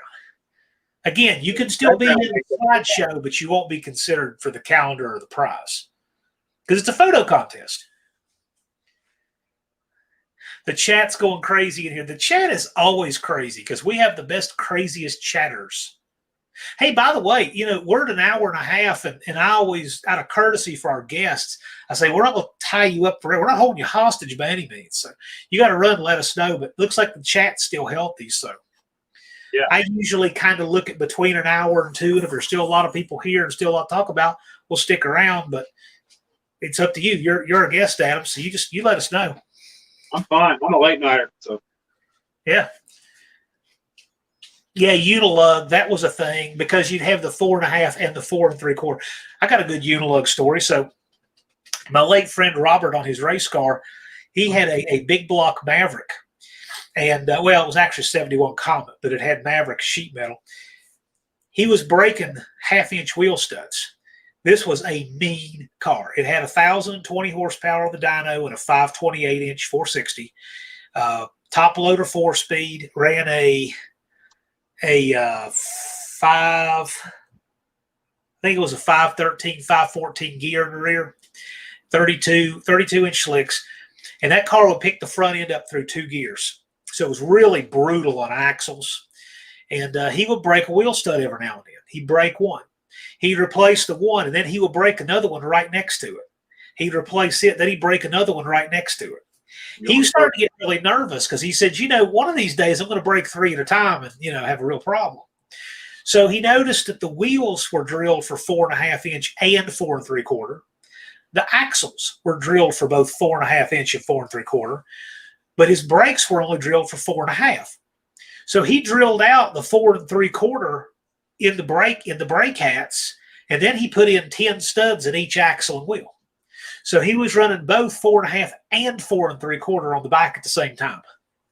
So changing a tire on that thing was like changing a tire on a 1.5-ton truck. It had 10 lugs, and it was heavy and it was weird looking, but it worked. It never broke another stud. And he ran 1/2-inch studs on the back. Now, that was before you had 5/8-inch studs. Wow. Bad Tree, I love that 70s vibe. Indeed. New City Carpet. You know what? I think you're better off not having people in your photos, but you know what? Just remember, I'm a judge, Adam's a judge, Uncle Kathy's a judge. Uncle Kathy might torpedo you for it, so that's going to be on you, man. Yeah, I don't want to draw your wife either. No, just keep. I would say you're better off not having people in the photos, but whatever people submit is within reason. Will all make the show. It just might not make the calendar.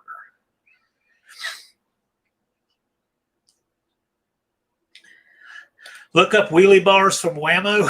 Okay. Whammo. Zero drives the Granny 4-doors.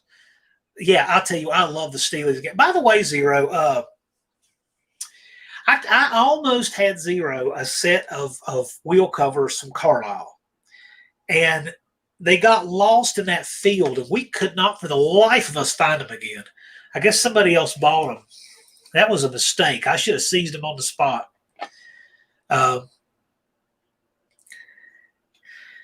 So Roger said 5-inch torque thrust, 2 front, 10 same rims in the rear. Yeah, go for it. I'm good with that. The 4-inch wheels are hard to find. Yes, they are. I've been hoarding 4-inch bolt circle wheels for 30 years. Yeah. The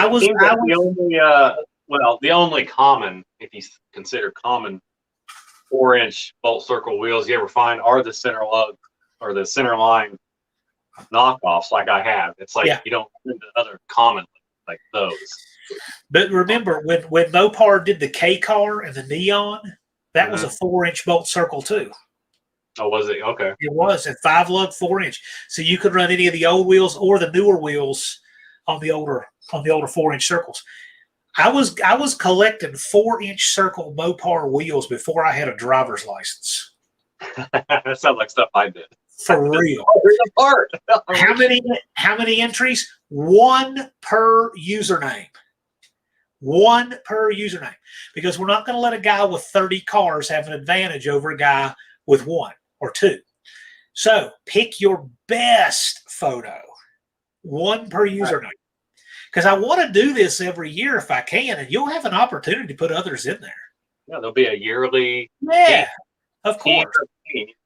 I'm trying to make sure that we level the playing field as much as possible. Like for instance, my friend Hemi Stan that has the Hemi Super B, and he's got the Hemi Challenger. He's got a Hemi Satellite. They're all cool cars. It's not fair if he gets 3 entries with each of those. Mm-hmm. So he picks his best photo. Right? Danny Boyd, no. New City Carpet, no. You people are 5 on 4 is my life until I change. Why change over, Zero? The small lug stuff is cool. I love it. Unless your background is Dale winning the Daytona 500.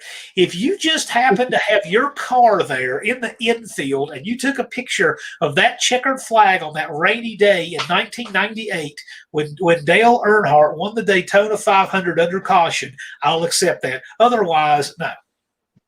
Yeah, even if you got a picture of your car with Cale Yarborough and what's his face he got in a fight with Daytona 500.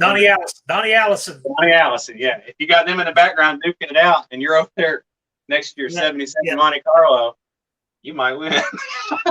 So if you remember when Cale Yarborough headbutted Donnie Allison's fist into submission, Doug Narden hates Unilug. I think Unilug was a terrible invention. It doesn't make my list of things that should never have been invented, but I don't think it's a good invention. Bennett says, I'm old and work 14 hours a day, so he's got to run, but he's subscribing. Thank you for joining us, Jim Bennett. We really appreciate that. I'm glad you dropped in. I'm glad you dropped in. We got at least two really talented body guys in the house tonight with both Hoosier and Jim Bennett. So thanks for stopping by, man. Appreciate you. Wheel covers are cool now. They always were. What are you talking about?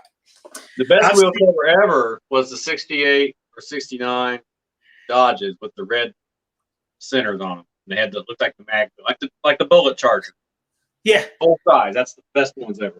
I've seen the same era darts and beauty rings. Oh yeah, of course. My 70s got the nice brushed stainless trim rings. Hey, am I getting this right? Is it G-Ray or G-Ray Racing? How do I pronounce that, gentleman, with the green duster that really hauls the mail? Glad you're here.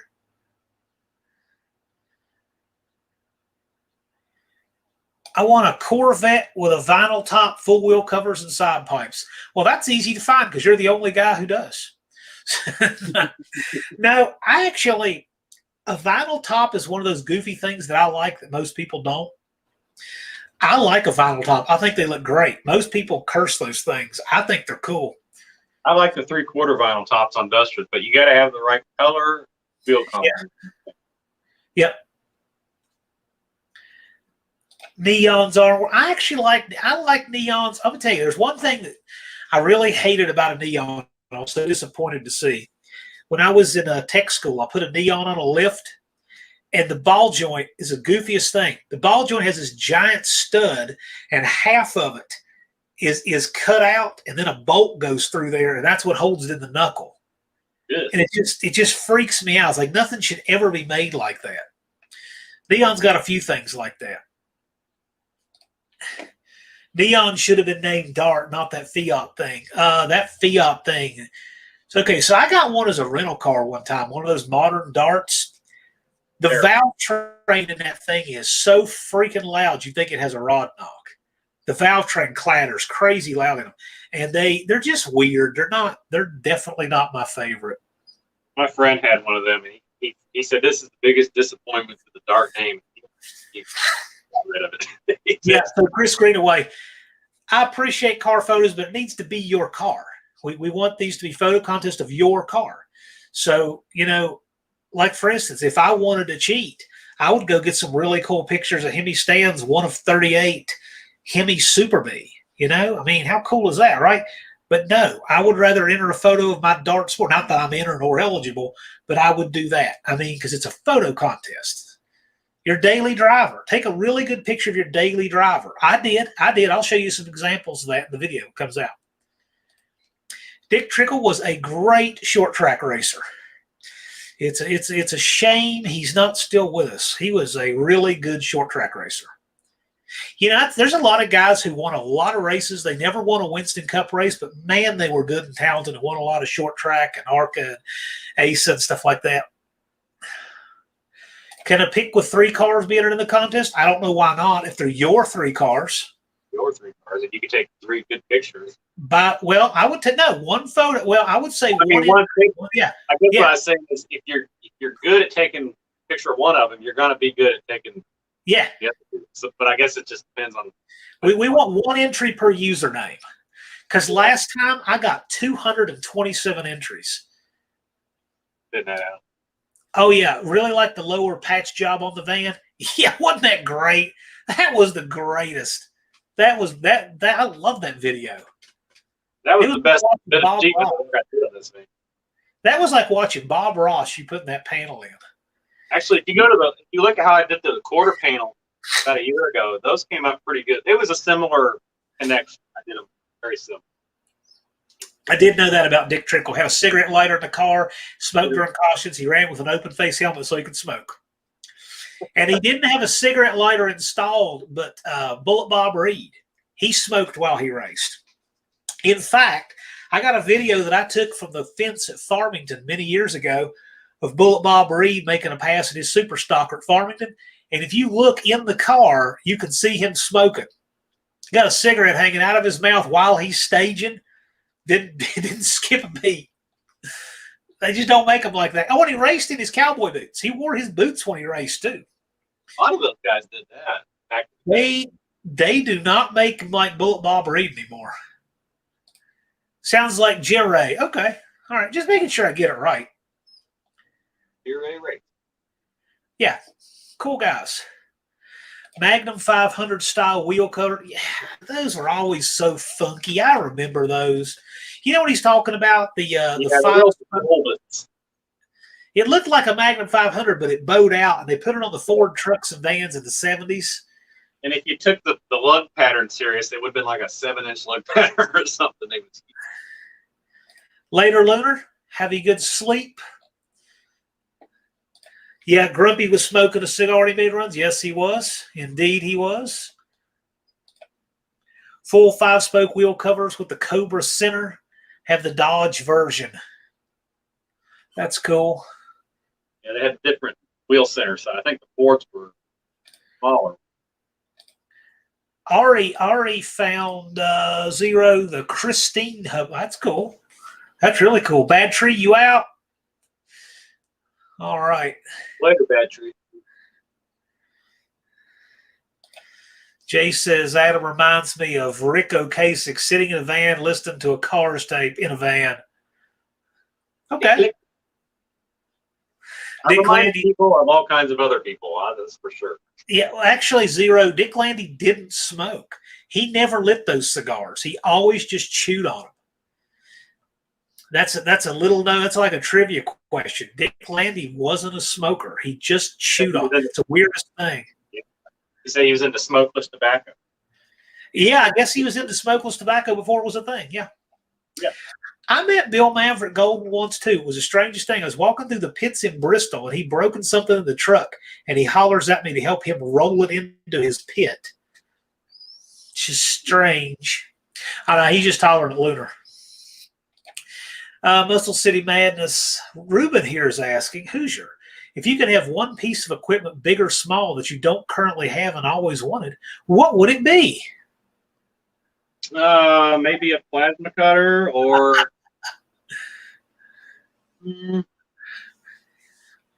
a lift. And it's weird. I used to work at a lift company. I used to work at Challenger Lifts, but they never gave us really good discounts on that stuff. It was like a 1% discount, so I just never looked into it. Yeah, 1% on a huge amount of money. No, Bad Tree's not out, but you're still welcome. You know what? I've just now noticed his thumbnail big enough to see here. Lout Burns has got him a Hemi in his thumbnail. That's pretty cool. Dave Marcus drove with loafers. Didn't know that. Dave Marcus, he raced up till he was 60 plus. He raced a long time.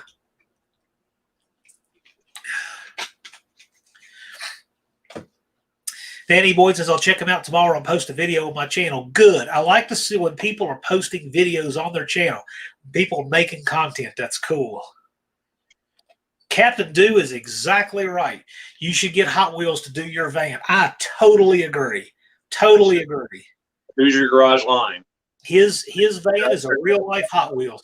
I'll tell you what. I'll tell you what some cool Hot Wheels will be. So there's a Nacho's Hot Wheels now. Have you seen that? The Nacho Cuda?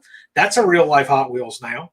There should be a Hot Wheels of the Hoosier van. I really think Jed's car Jezebel would make a good Hot Wheels. Bottle Rocket would make a good Hot Wheels. So Yep. I can see it. Used to watch Dick Trickle race in lacrosse. Yeah. Yeah, he's a great short track racer.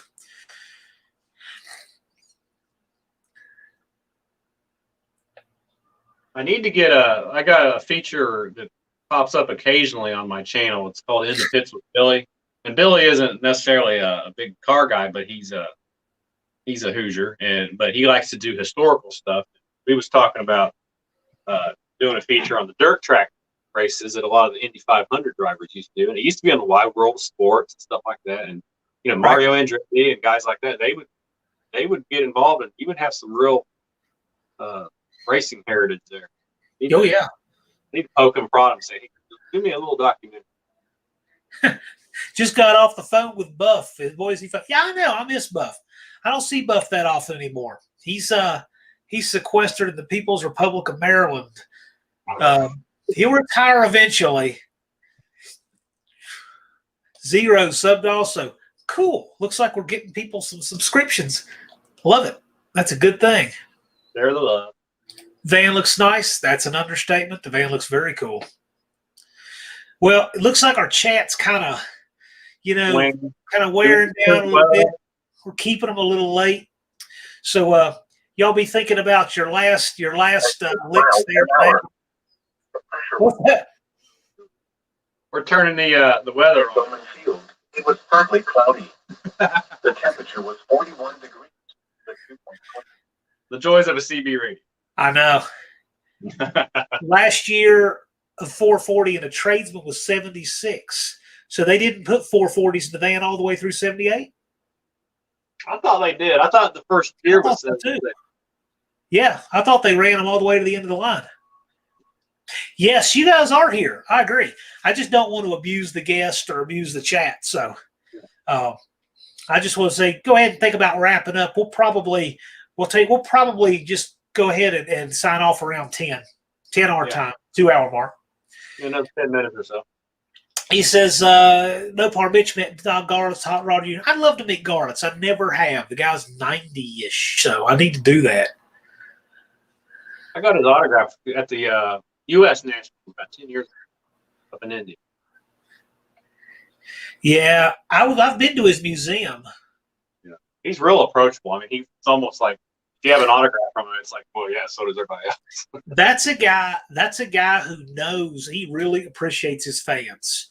Yeah, Lawrence. So, yeah, New City. So first of all, to see J-Bo, check that out.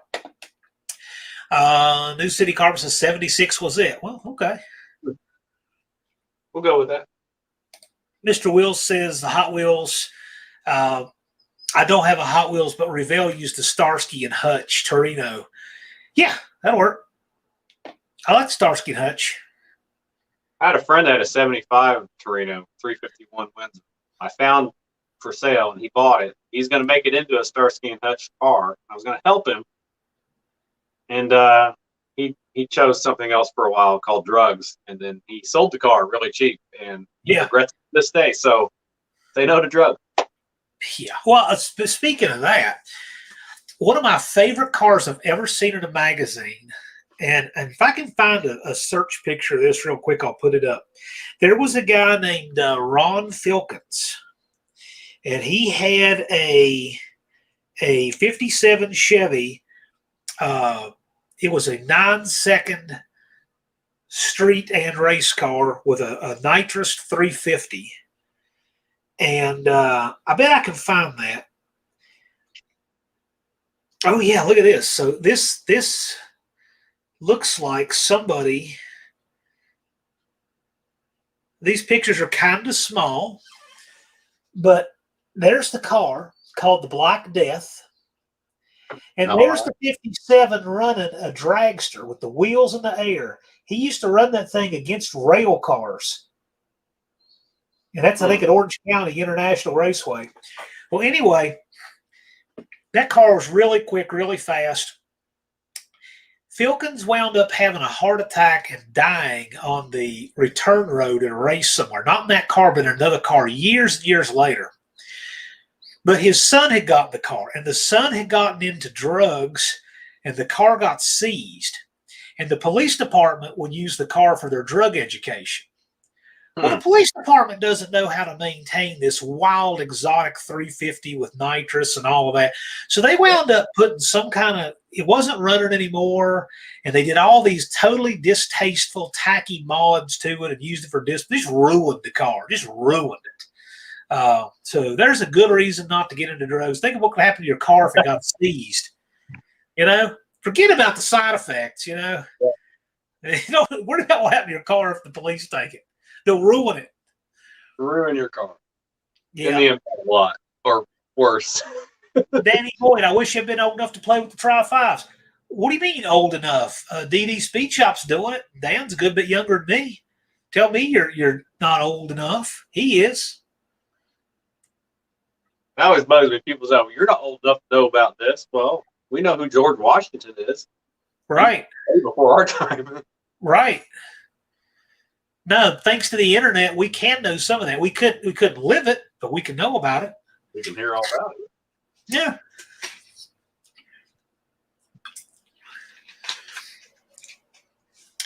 New City Carpet says, that's crazy. That describes about everything on this live. That's crazy. When they were nice and still cheap. Well, yeah, that ship has sailed. Yeah. A-bodies are no longer $200 cars. No, those days are over. By the way, you'll love this. When I was in high school, I bought a 72 Duster for $100, parted it out, made about $300, kept the pieces I wanted, and scrapped the rest. And It was a total rust bucket. But that was a different time. What can I say? Well, you know, this site might still be around, or at least the part of the site. It was valiant.org. You know, early days of the internet, you look up Dusters or something. I remember seeing somebody had a really nice 71 Duster that they had restored. It was a slant six car, and they put a 440 in it. Made it look like a 340 car now. And the guy originally bought it for like $200. And I remember they put in the story, they said, well, it's hard to justify buying a car for so little, putting so much into it.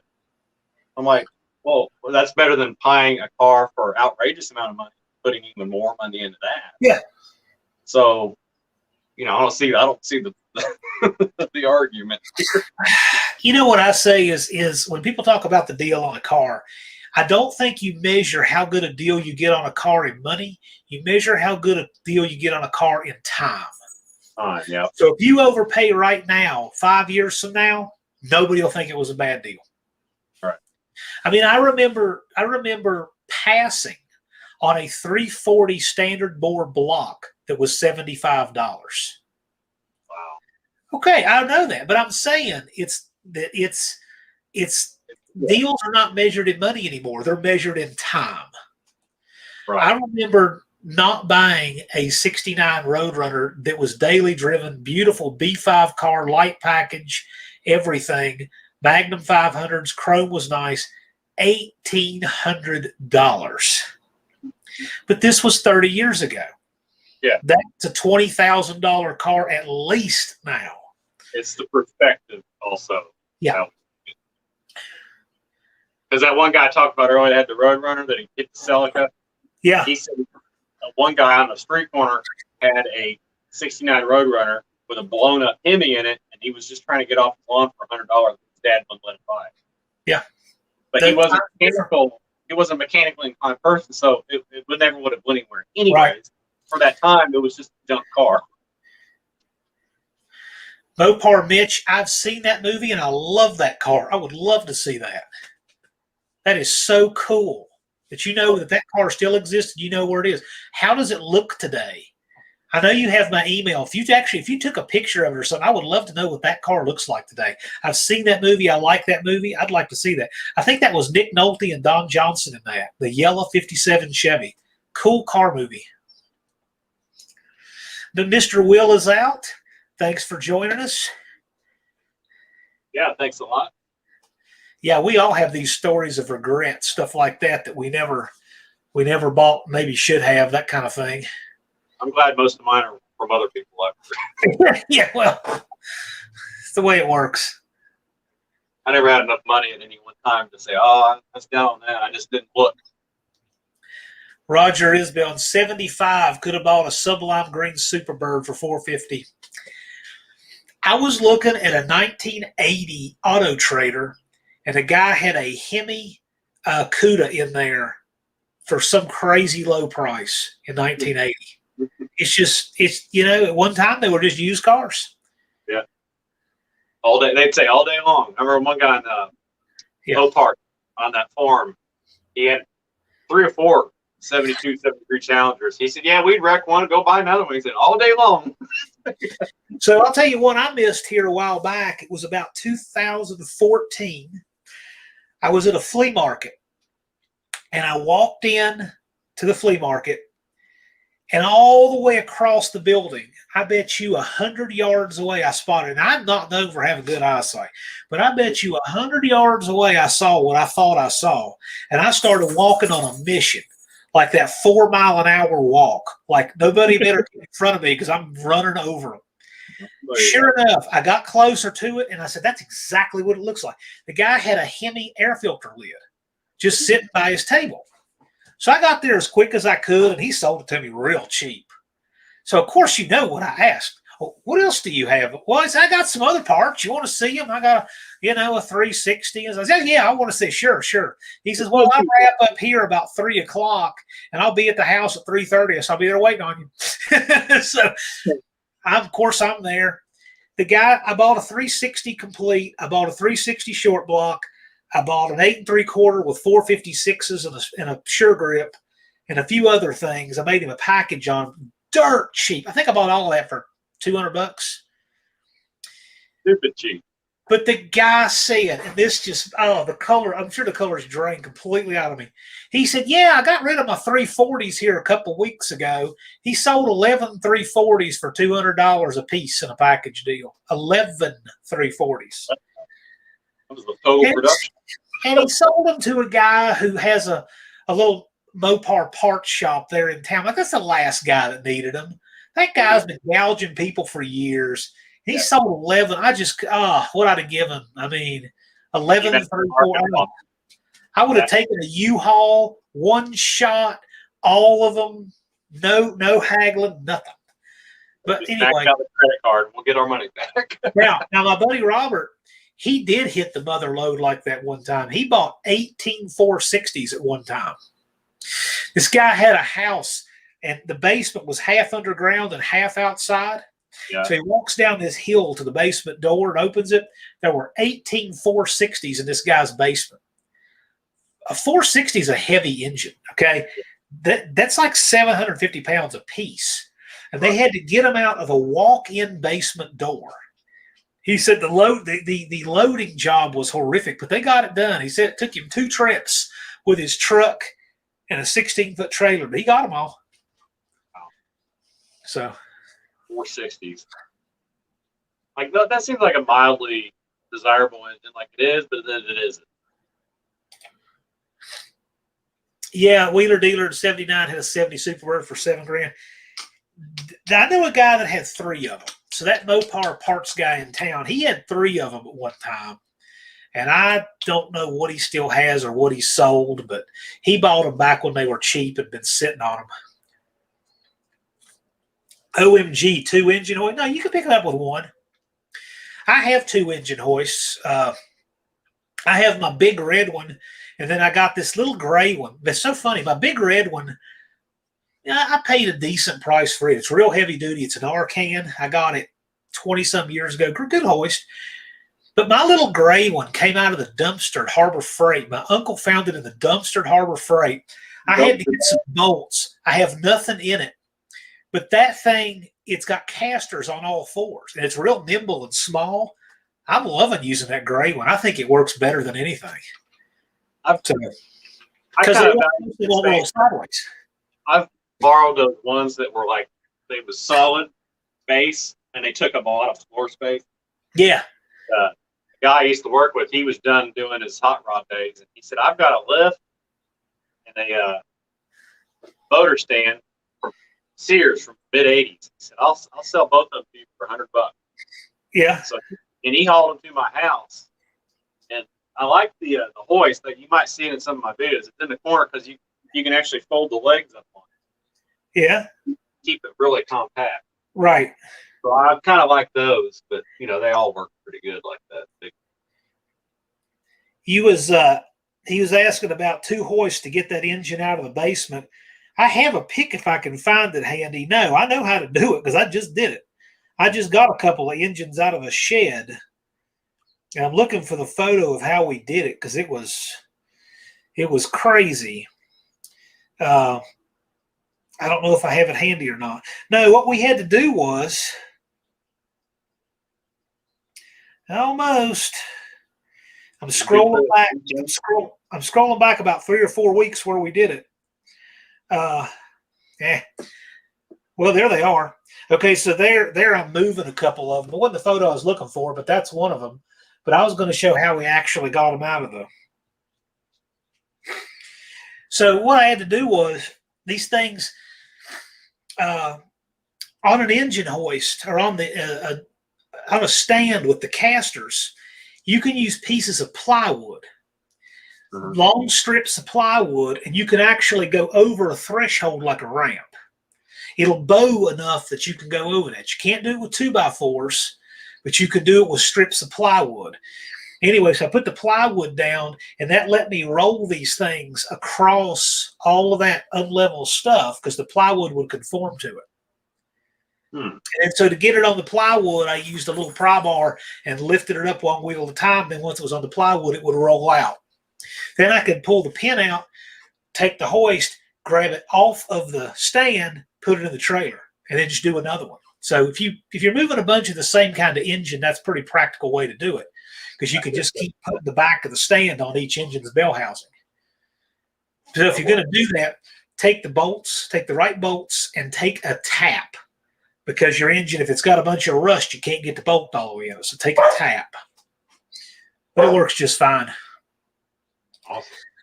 You get a system down, you knock them out. Vince says, I got picks from Carlisle in 87 that was 5,500. Yeah. Superbird. Yeah. Unbelievable the deals that used to be out there on that. Yeah, plywood cost. Yeah, they do now. I bought 5 sheets of plywood and 5 sheets of drywall a couple months ago for $401. Weren't you crashing into the door jams? No, it was tight, though. It was real tight. All right. It is 10:02, so I think we need to wrap up. Ooh, what is that? In Missouri, Mopar. Wow, that's pretty cool. LB Bruin says, Jethro, was he behind me?